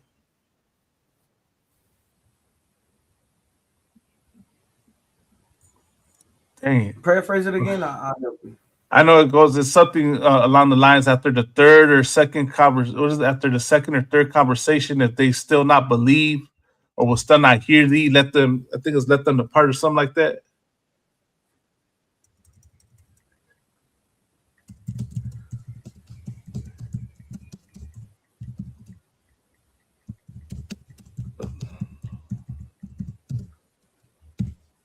And that's the proof, right? Once again, try 1 Corinthians. Yeah, 1 Corinthians. That's 1 Corinthians 7 and 15, right? yeah, That's the one that pops up, but I'm not too sure that's the right one. Let me see. Let me look it up. Let me look into it. Go ahead, can I say what you want to say? I got you. Oh yeah, this might be it. Let me see. Nah, this is not it.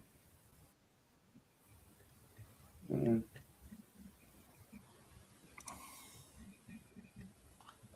No sweat. Well, let me say this, right? The Bible instructs us that if we're, like, y'all see what we believe, right? Basically, the Bible's instructing us not to force this on you. You understand? Not to try and keep trying to convince you to come be an Israelite. We're gonna do our camp speakings. We're gonna teach our classes. We're gonna show where we show up in the spirit of brotherhood and sisterhood, right?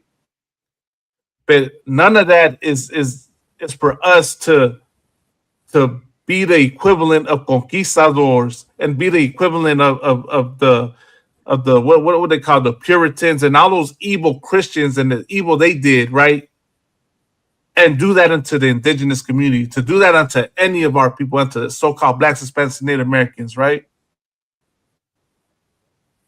We go there because it's the right thing to do, not because we have some evil agenda.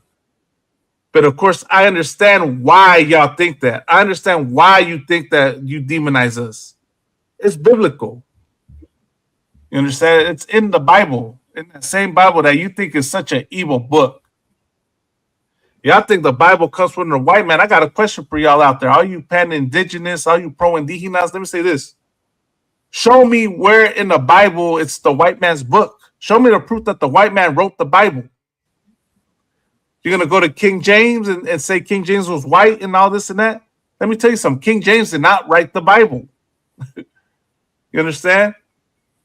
The Dead Sea Scrolls, the Israelites. Show me where it is. Show me some archaeological evidence that the Israelites were Caucasians, that were blonde hair, blue-eyed men, that looked like conquistadors, that looked like Europeans, without the influence of the Catholicism, without the influence of the Christian church. Show me where it shows them like that.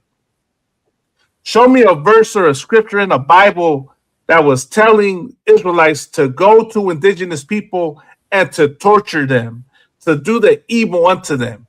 Since y'all think we're so bad and so horrible, right? Since y'all think we're trying to erase, tell me where it says in the Bible to go in and erase indigenous people. I'll wait for you, any of y'all. That's my challenge to y'all out there, y'all pan-indigenous people out there, man. Come and show me the scripture that says that. Show me how you predate the Bible, because that's another one, sir. They say that they predate the Bible. Well, show me a book, chapter, and verse that gives the date and timeline of when the stories of the Bible occurred versus the oldest known indigenous tribe in the Americas. You understand? I'll wait for any of that. Go ahead, sir. And if I could, the Bible gives a timeline of when we came to the Americas. Right. You know what scripture I'm talking about, Malama? You want to go there? Yeah, you go there. We go there. Let's go to 2 Ezra 13 and 40. Right, and while you're getting there, I'm gonna present.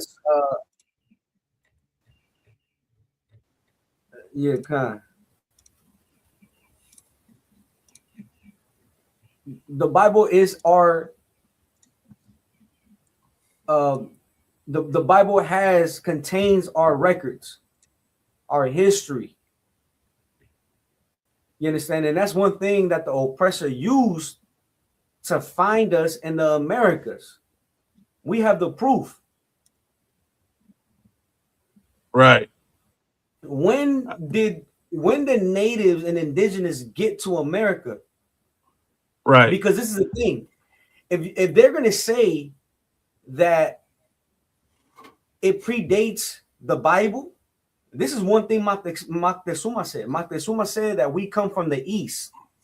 Now give us the timeline of when we were in the East, because the culture that you follow you say you believe in, right? Moctezuma claimed that we came from the east. Now, give us the timeline of when we were in the east and we came to the Americas. We have that timeline and it's biblical. You got the Malagma? I have it right here. This is the book of 2nd Ezra, chapter 13, verse 40. Those are the 10 tribes which were carried away prisoners out of their own land in the time of Osee the king, who Salmanassar, Right, the king of Assyria, led away captive. Go ahead, sir. No, yeah, Khan. So this is the time when the 10 tribes. I'm trying to get there with you to the scripture, but this is when the king of Assyria, led by Salmanassar. Hold on, let me get there. So like it, just bear with No me. sweat, no sweat, no sweat. 2nd Ezra 13. What was that? 40 what? 40, 13 and 40. 40, okay then. Right, which were carried away prisoners out of their own land. Which is our land? Jerusalem. So like, sir, give me Israel. Right? So like, give me one second, Go give me ahead. 1 second. I'm gonna get my notes. I'm gonna grab my notes real quick.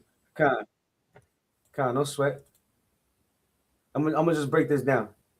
Right. So those are the 10 tribes which were carried away prisoners out of their own land.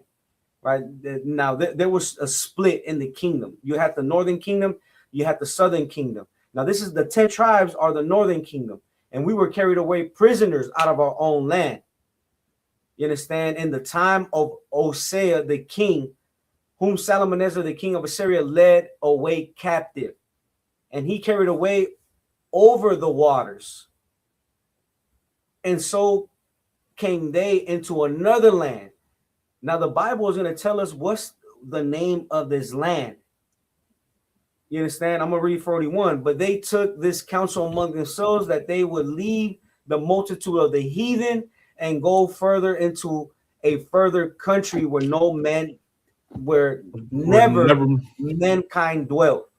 Right, right. America, no mankind didn't dwell.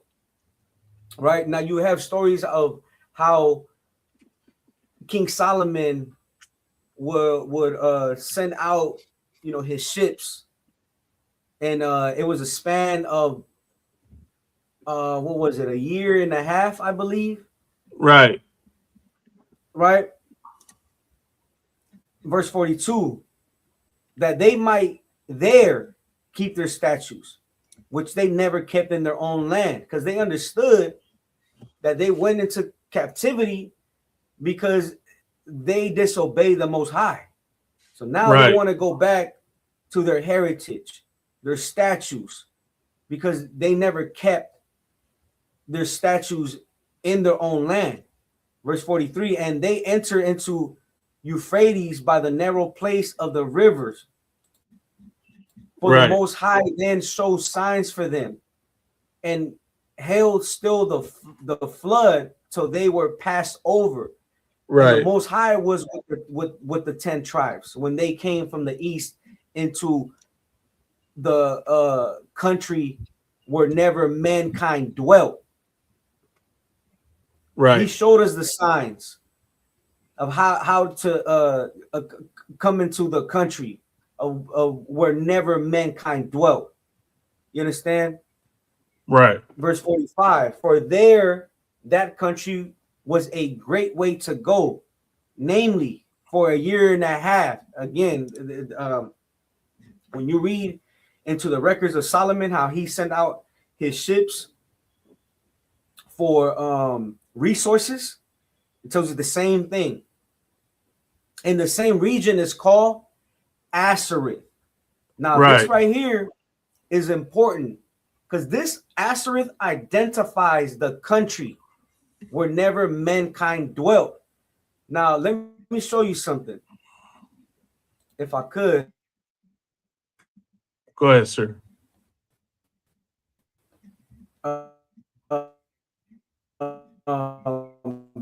before I present this, you want to say something? You want to add to it, Malak? Yeah, Khan, sir, I did want to say something, right?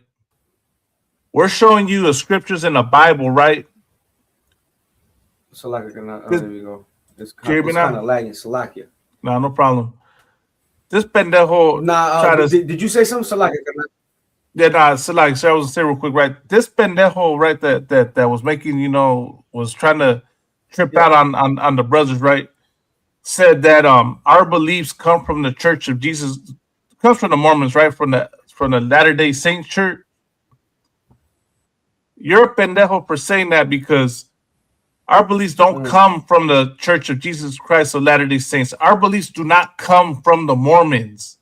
The Mormons did not believe, first of all, the Mormons believed that having dark brown skin was a curse. That's your first clue that that's not what we don't believe the same thing. We show you that Christ is black. We never call Christ cursed because he's black. You understand? Right. So that's your first clue that we don't believe the same thing as the Mormons. There's going to be people out there that believe similar things. People believe all types of things. How in the hell do y'all think that because someone thinks the same thing as something similar to you that you're no different than them? I'm pretty sure there's oppressors out there that believe you're Native American. Does that mean that you support white supremacy now, or that your beliefs came from white supremacy? Because you and white supremacists have a similar belief? No, it does not. You understand? Our beliefs come from the Bible, come from God. You understand? And our sources that we use to reference are books that are not from the Church of Latter-day Saints. These were explorers at the time, of course, right? Yes, and this is indigenous people that said accounts of indigenous people saying they're Israelites, saying they come from the East. You understand?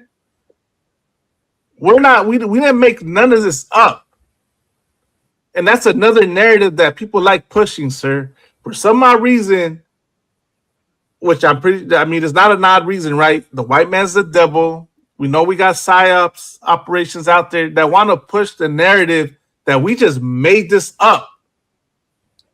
When men before us had done the research, studied, looked at history, looked at archaeology, look at the current conditions of what our people suffer, and are making the connections. None of this is made up. You understand? But go ahead, sir.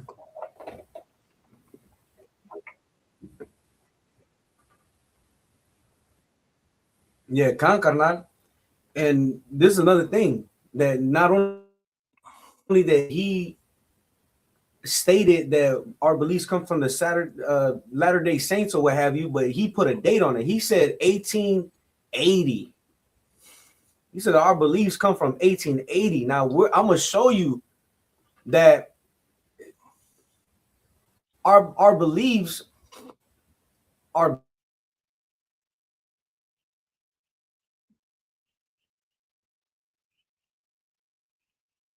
Oh, what happened, sir? I think he froze.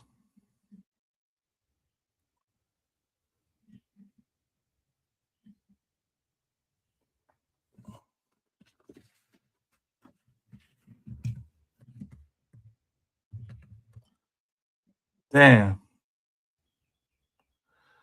All right, no sweat. Salakia, we just I think Officer Kamada he's in a bad spot, so obviously he's got connectivity issues.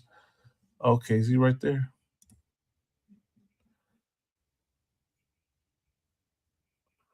Man, I don't know if it's because the class is in 1080. If I should have put it in 720, but dang, the signal's just not working, man. This whole thing's lagging. Of course, they probably just trying to stop our message from getting out. While I wait for Officer Kamada, right, to return, let me say this. Another proof, right, that we don't indoctrinate or force this on anyone is in when Christ talks about who he chose. You understand? Let me pull that precept real quick.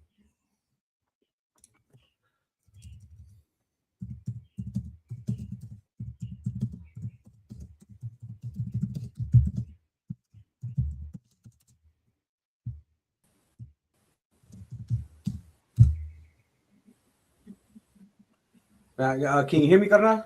Kaka, I can hear you now. No sweat, sir. I know I mean, I don't know what it is, man. This oppressor is just really probably just trying to stop our message, sir. That's probably what it is, more than anything. Hold on.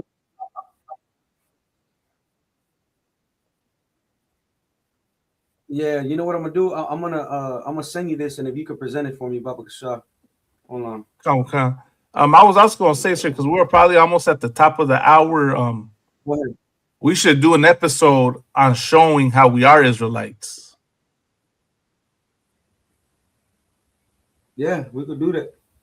We should do an episode where we're showing the evidence that we are Israelites.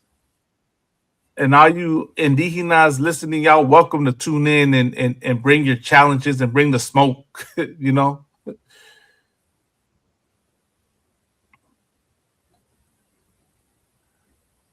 No sweat. You understand? No sweat on me. Yeah, go ahead and send it to me, sir, and I'll try to upload it. But for meantime, let me pull this precept. Yeah, go ahead, carnal. John, I'm gonna go to John 15 and 16.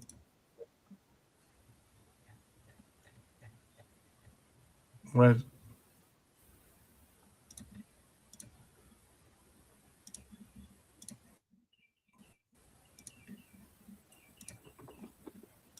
This is the book of John, chapter 15, verse 16. It says, "Ye have not chosen me, but I have chosen you and ordained you that ye should go and bring forth fruit, and that your fruit should remain, that whatsoever ye shall ask of the Father in my name, he may give it to you. Ye have not chosen me, but I have chosen you." Now, if you're wondering out there why, like, you can understand how you're an Israelite, but the brother next to you can't, this is why. What the scripture is saying is the reason why. You understand? Oh, man, let me see. You understand? That's why, and you know, I know a lot of y'all out there, especially fake Israelites, right? Y'all want to just teach everybody and force everyone to hear you. Yeah, I see y'all, man, trying to go out of your way to break down, you know, the Back Creek stone and the Las Lunas stone and you know, whatever other history you got, and they're not hearing it. They don't want to hear. They'll come up with some excuse to say it's fake. They'll come up and say that, you know, it's not valid. This is what I'm gonna tell you out there, man. Don't try and prove that to any of them, man. Don't tell them about any of that. Show how ridiculous what they're saying is. Show their hypocrisy, right?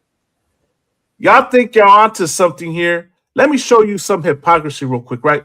What we follow is of the white man. Well, let me show you something. Let me go to my page, man. Let me go to my page real quick and share something. Let me see if I got it right here.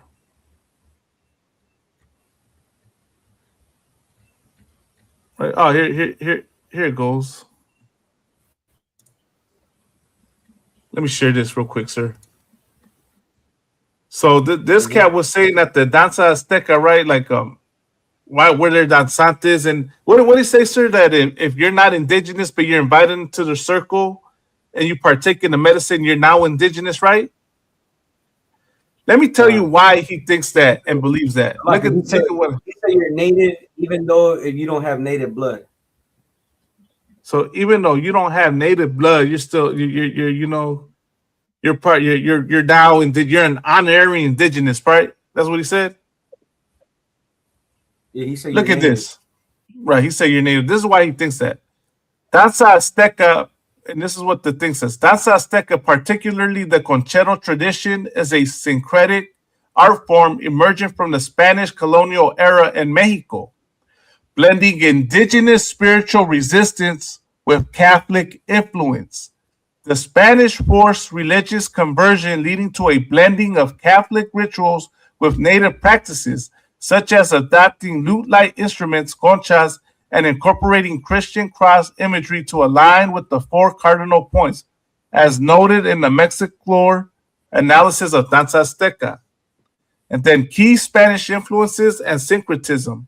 Origin: the dance developed in the 16th century, stemming from danzas de conquista, conquest dances that commemorate the colonial struggle, specifically the Battle of San Gremal. So he said our beliefs were created in the 1800s, right? Is that what he said?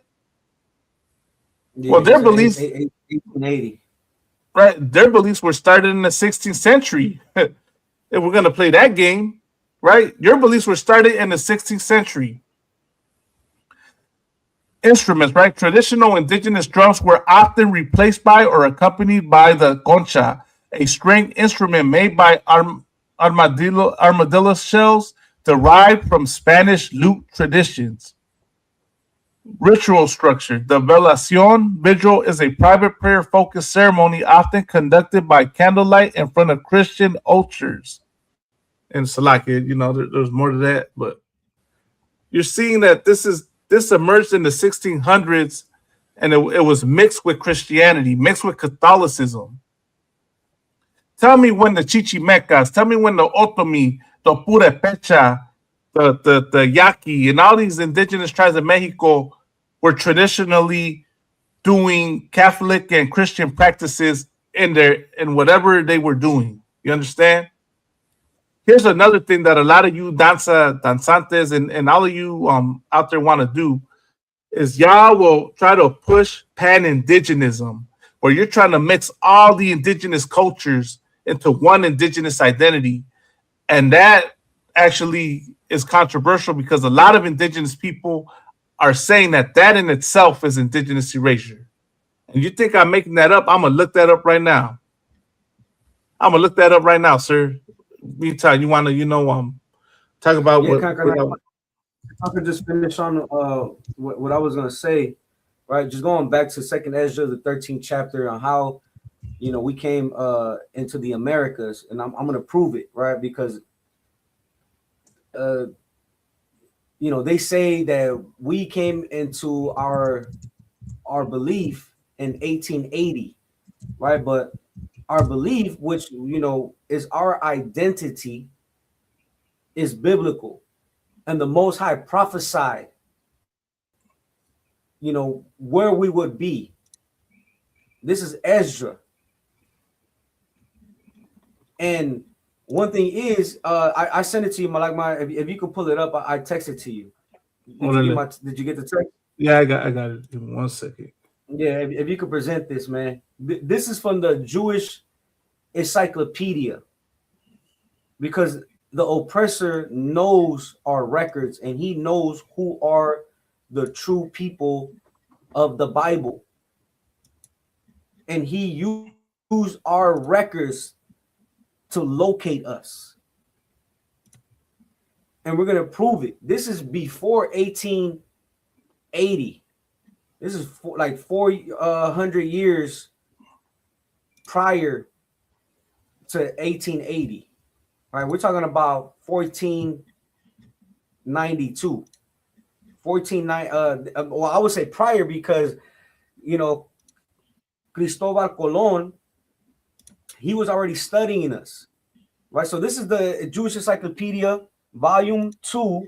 Now, if you could present the page, Malagma, inside the encyclopedia, this is from page 160. And you can look this right here. in the you can look up there. It says this is in the archives. You just type in, you could type in Jewish Encyclopedia volume 2, and it's gonna give you the whole encyclopedia page by page. When you go to page 160 and you go to Asareth.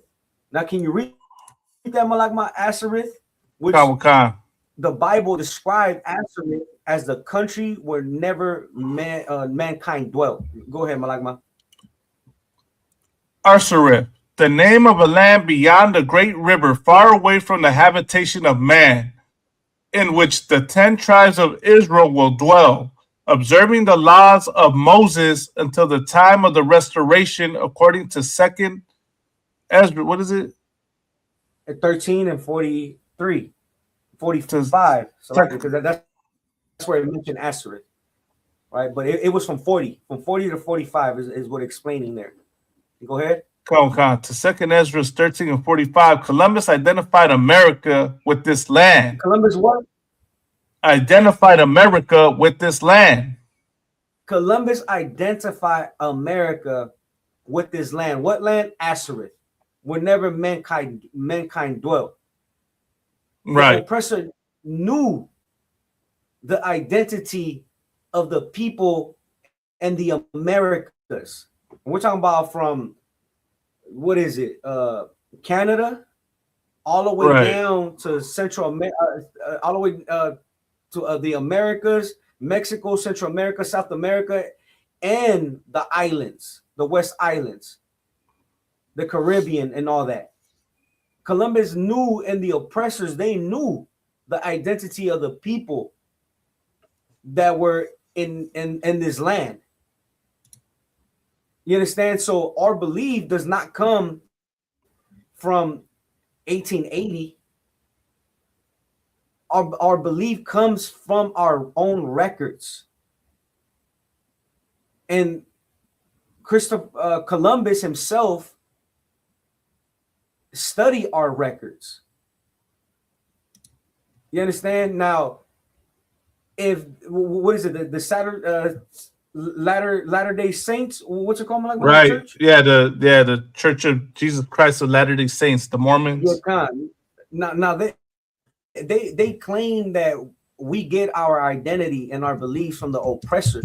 Now, if that is true, why isn't Christianity, Catholicism, why aren't they pushing that Hispanics are Israelites?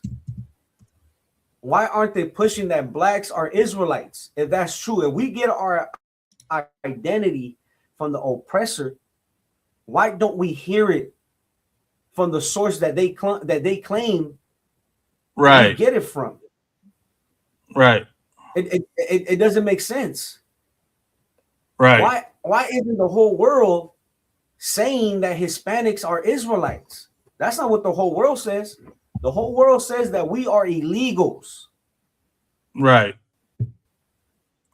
You know, the whole world calls us wetbacks, criminals, everything else except Israelites. Right.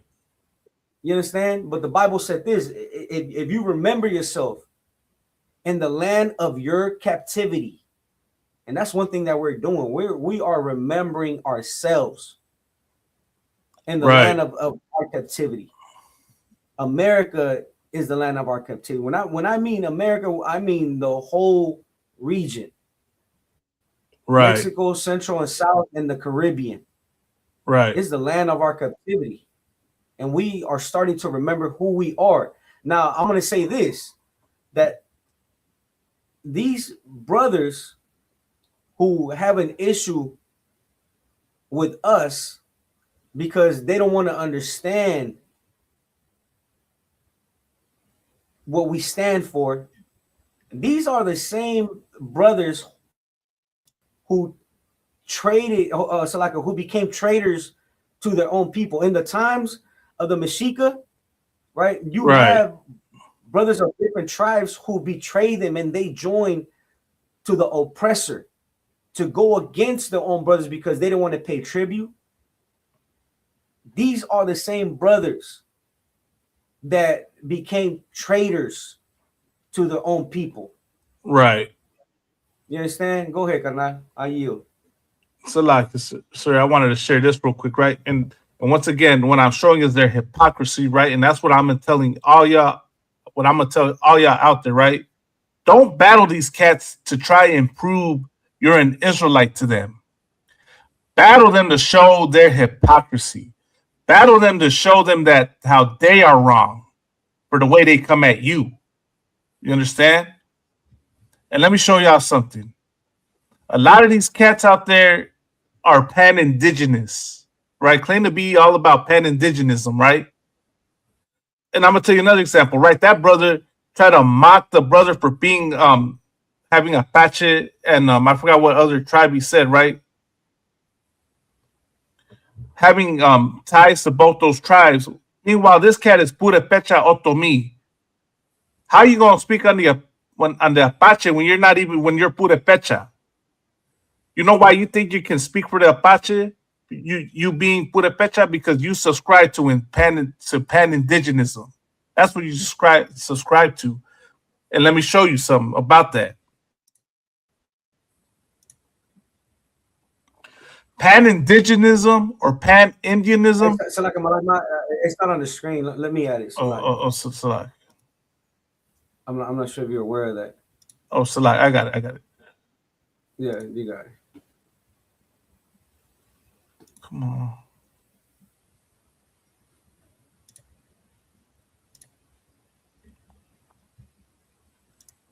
Pan-indigenism or pan-Indianism can be harmful to Native Mexican communities because it often erases the unique cultural, linguistic, and historical diversity of hundreds of distinct groups by forcing them into a monolithic indigenous or Latino identity. Right? You think you can speak for someone who's of Apache descent, you know, by forcing your views and your beliefs about not being an Israelite on him. You understand? While you spoke for unity against colonialism, this overarching label can mask specific issues, cause cultural loss, and perpetuate stereotypes, right? You're trying to speak on a brother of another tribe, you know, because you don't agree with his beliefs. Meanwhile, you don't know what background he comes. You don't know what he's seen or what he knows or what connections he's made, and you think you can come and speak for him and say how he's wrong. What you're doing is just as bad. You're just as wrong. You understand? Potential harmful impacts, cultural erasure, homogenizing distinct indigenous groups such as Zapotec, Maya, and Wixárika into a single category ignores their specific languages, traditions, and distinct historical experiences. Misrepresentation. Pan-indigenous imagery or concepts often rely on stereotypes, such as a plain style imagery applied to Mexican indigenous peoples, which are often inaccurate or offensive. Political invisibility. In legal or policy contexts, broad definitions can prevent specific communities from getting the recognition, land rights, or specialized resources they need. Assimilationism. Some research suggests that pan-Indianism can be connected to colonial era ideas designed to assimilate indigenous individuals into the broader dominant society, as shown in the studies of the pan-Indian problem, relationality within and beyond colonialism. Undermining specific struggles. Focusing only on a common Indian identity can undermine the unique, distinct political fights of individual communities for sovereignty and land. Contextual nuances, support, and unity. Conversely, some argue that pan-Indianism can be a tool for mobilization and solidarity against shared colonial legacies. I guess this is supposed to be the positivity. It says urban identity for urban indigenous people. It can offer a sense of community and connection to heritage in, as noted by minority rights groups and discussions about urban indigenous gaps. And then power structures can act as a mechanism that simplifies state and colonial control. In conclusion, while pan-indigenous efforts can foster solidarity, they can often act as a double-edged sword, causing cultural loss and erasure of the specific needs of diverse Mexican indigenous communities. So imagine that. So they're accusing us of indigenous erasure the whole damn time, while meanwhile the whole damn time they doing the indigenous erasure. And as evidence, when you think you can speak for someone of another tribe just because you don't agree with what that person believes. You understand? You're no different. You're a hypocrite. You know what I mean? And that's why instead of making videos against us, why don't you come talk to us first? Come have a conversation with us first and get to the bottom of things before you jump to conclusions and want to paint us a certain way. Salaki, I yield.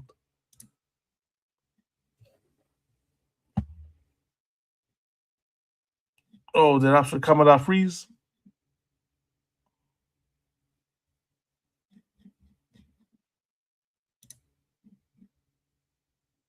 Damn. No, I could hear you, Karnal. I could hear you.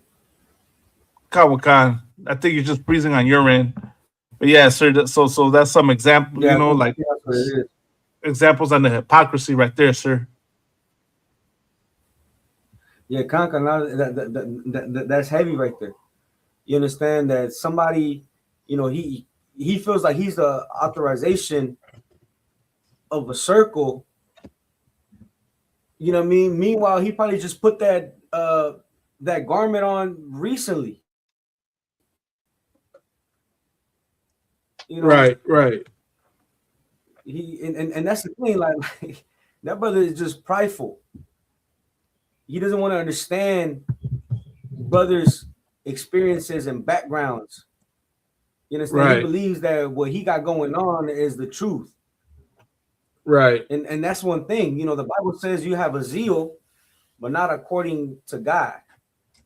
Right. You know, you want to identify yourself with the garment and the history. You understand? But you're not doing it according to the Most High's knowledge. Right. You're doing it according to, you know, what your own research.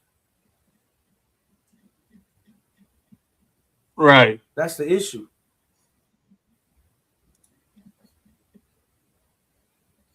If I could, sir, you know, you can be you could claim to have followed your culture for a long time. I don't give a damn. You understand? You could have grew up in your nation for all I know. But that don't mean you can take that and try to, you know, be unbrotherly and try to ridicule a brother, you know, for what he believes. And then somehow that means you're pro that people. You mean that somehow that means you're pro indigenous. You're doing the opposite. You understand? You're doing the opposite of what you claim to be fighting for when you do that. My advice, like I said, man, we're not hard to find. You can come have a conversation with us. You could have asked us where we had a danza circle. You know what I mean? You could have asked us how we believe or why we believe we're Israelites. You understand? Instead of making a post and telling me, you know what's ironic? You don't like me telling you about what you believe or what you follow, but you gonna come tell me? You don't want someone telling you who you are, but you gonna come tell me who I am? Don't you see the hypocrisy? Don't you understand that people have the right to want to believe what they want? I mean, you got people. How are you going to have an issue with Israelites when you got our people doing worse out there, man? You got Mexicans doing worse things out there. You got Mexicans idolizing white mass shooters, but you worried about the Israelites? That's who you worried about? You got to, you know what they say, you got to sort out your priorities, carnal. You got to sort out what you're really on and why you follow that. If that's the problem, if what you think the biggest threat to you is us, you understand? When there's Mexicans out there, that's out there idolizing white people, you know, idolizing the very people that have actually caused actual indigenous erasure. But you want to fear, you know, black people. You want to fear unity with black people. You want to fear, you know, black and brown unity and blacks, Hispanics, and Native Americans coming together in brotherhood and sisterhood. believing that we're God's chosen people. That's what you're more worried about. Imagine that, sir.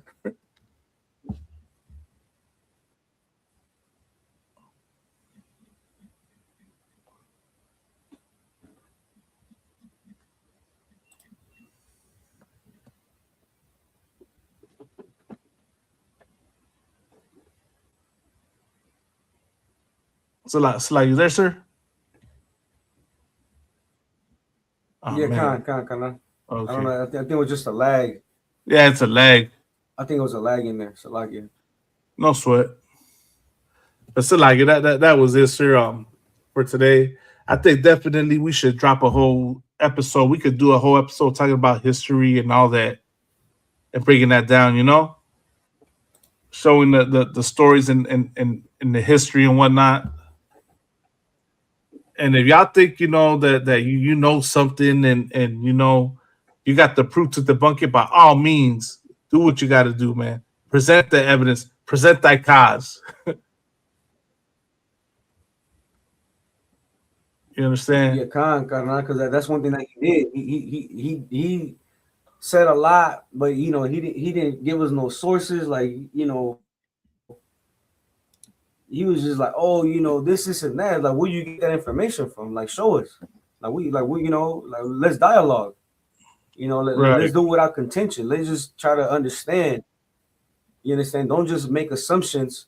Like you said, like you could have came to us, like, oh, it was in Kansas. You ask questions before you make assumptions.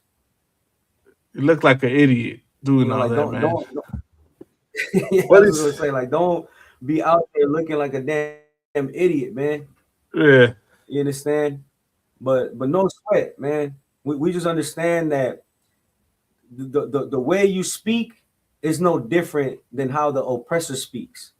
But that is because you have allowed the oppressor into your circle. You have allowed the oppressor's mentality to take over what you stand for.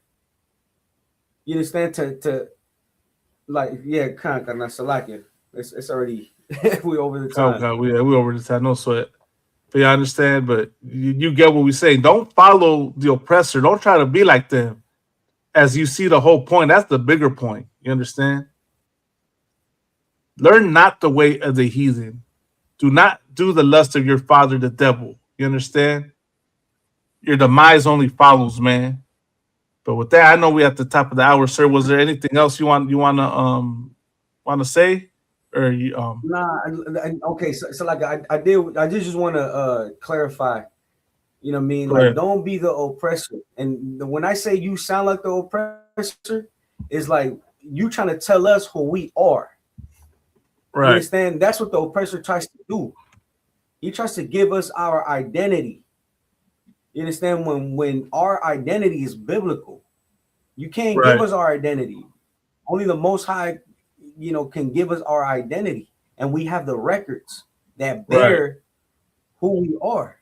We have the archaeology, we have the history, we have the anthropology, we have everything that confirms that we are who the Bible claims the Israelites to be. You understand? The captivity, the prophecies, everything lines up. You understand? So when you say, no, you're not Israelites, you're this and that, you know what I mean? You that's what the oppressor tries to do and has been doing. Right. You understand? But we're not falling for that no more. Right. We stand. What does the Bible say?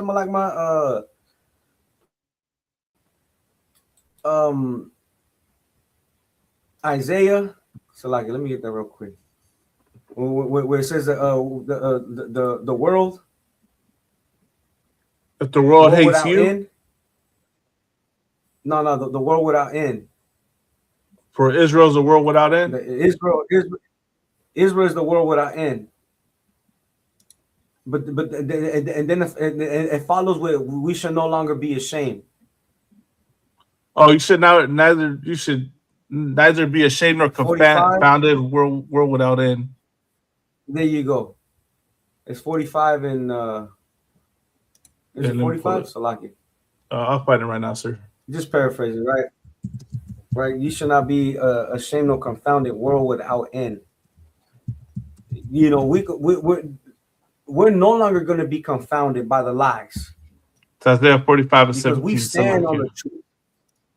45 and 17, right? Comic-Con.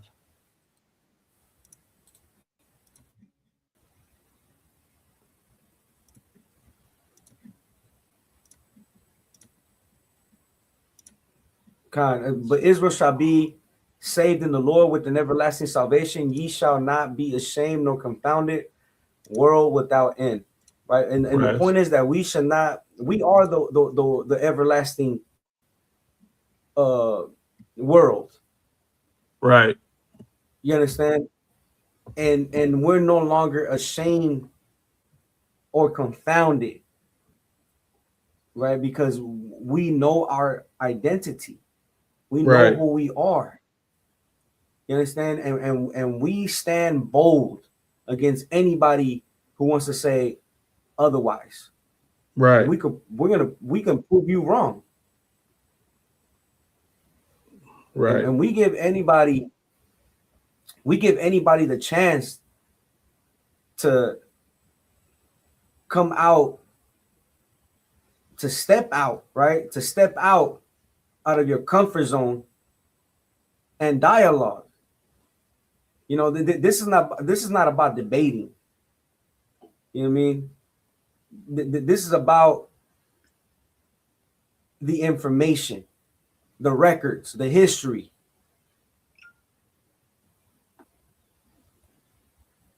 Yeah, I yield with that, Salaki. No, kind of sweat. But with that, you know, that concludes tonight's episode. Lord Lau will be back at it again live next Wednesday night. This is gonna be, you know, Salakia late night shows, but they're gonna be educational late night shows, and Lord Lau be interactive late night shows where y'all can, you know, come in and join and give your thoughts and opinions, bring your questions, you know. But we're gonna be bringing out this truth and teaching what we teach, and you know, you can tell me why you agree or why you don't agree. You know, let's have the conversations, man. But with that, man, I invite everyone to subscribe to our channel, The Inconvenient Truth 1969, on YouTube, Facebook, Instagram, TikTok, and Twitter X. Lord allow, we'll have an account on Kick and on Rumble next. What's the other one? Beagle, whatever those other websites are, man. You know, so that we can further our reach in the internet and the airwaves, you know. And also, you can reach us at the Inconvenient Truth 1969 at gmail.com if you want to email us and contact us, man. With that, man, be tuned tomorrow. Also, subscribe to our channel, Hollywood Israelites and ISUPK Southern California. ISUPK Southern Cal on Facebook, Hollywood Israelites on YouTube to tune in to classes for you, Raza, for the Raza out there that believes you're an Israelite and wants to inquire about classes. You can email us and, you know, subscribe to those channels I just mentioned, man. But with that, man, Lord Allah will be back at it again next week. I mean, Lord, I think we might be going live this Friday, sir. I'm not too certain yet. You know, okay. We're supposed to be going live this Friday, I think. But with that, just stay tuned, Raza. But with that, I want to say Yahaba Shimi Hawashah Barakatah to the Carnales and Yahweh Shamar Alatah Bashimi Hawashah to the Mujeres, man. We're going to be back at it again next week. Lord allow. Damn right. With that, I want to say, Orale. Shalom, Rasa. Shalom, Rasa.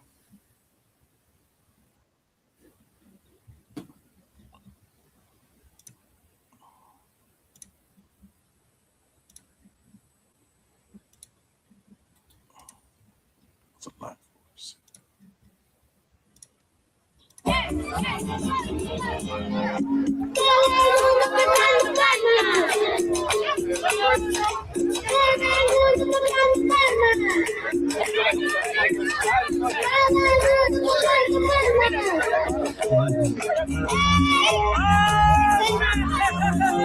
go.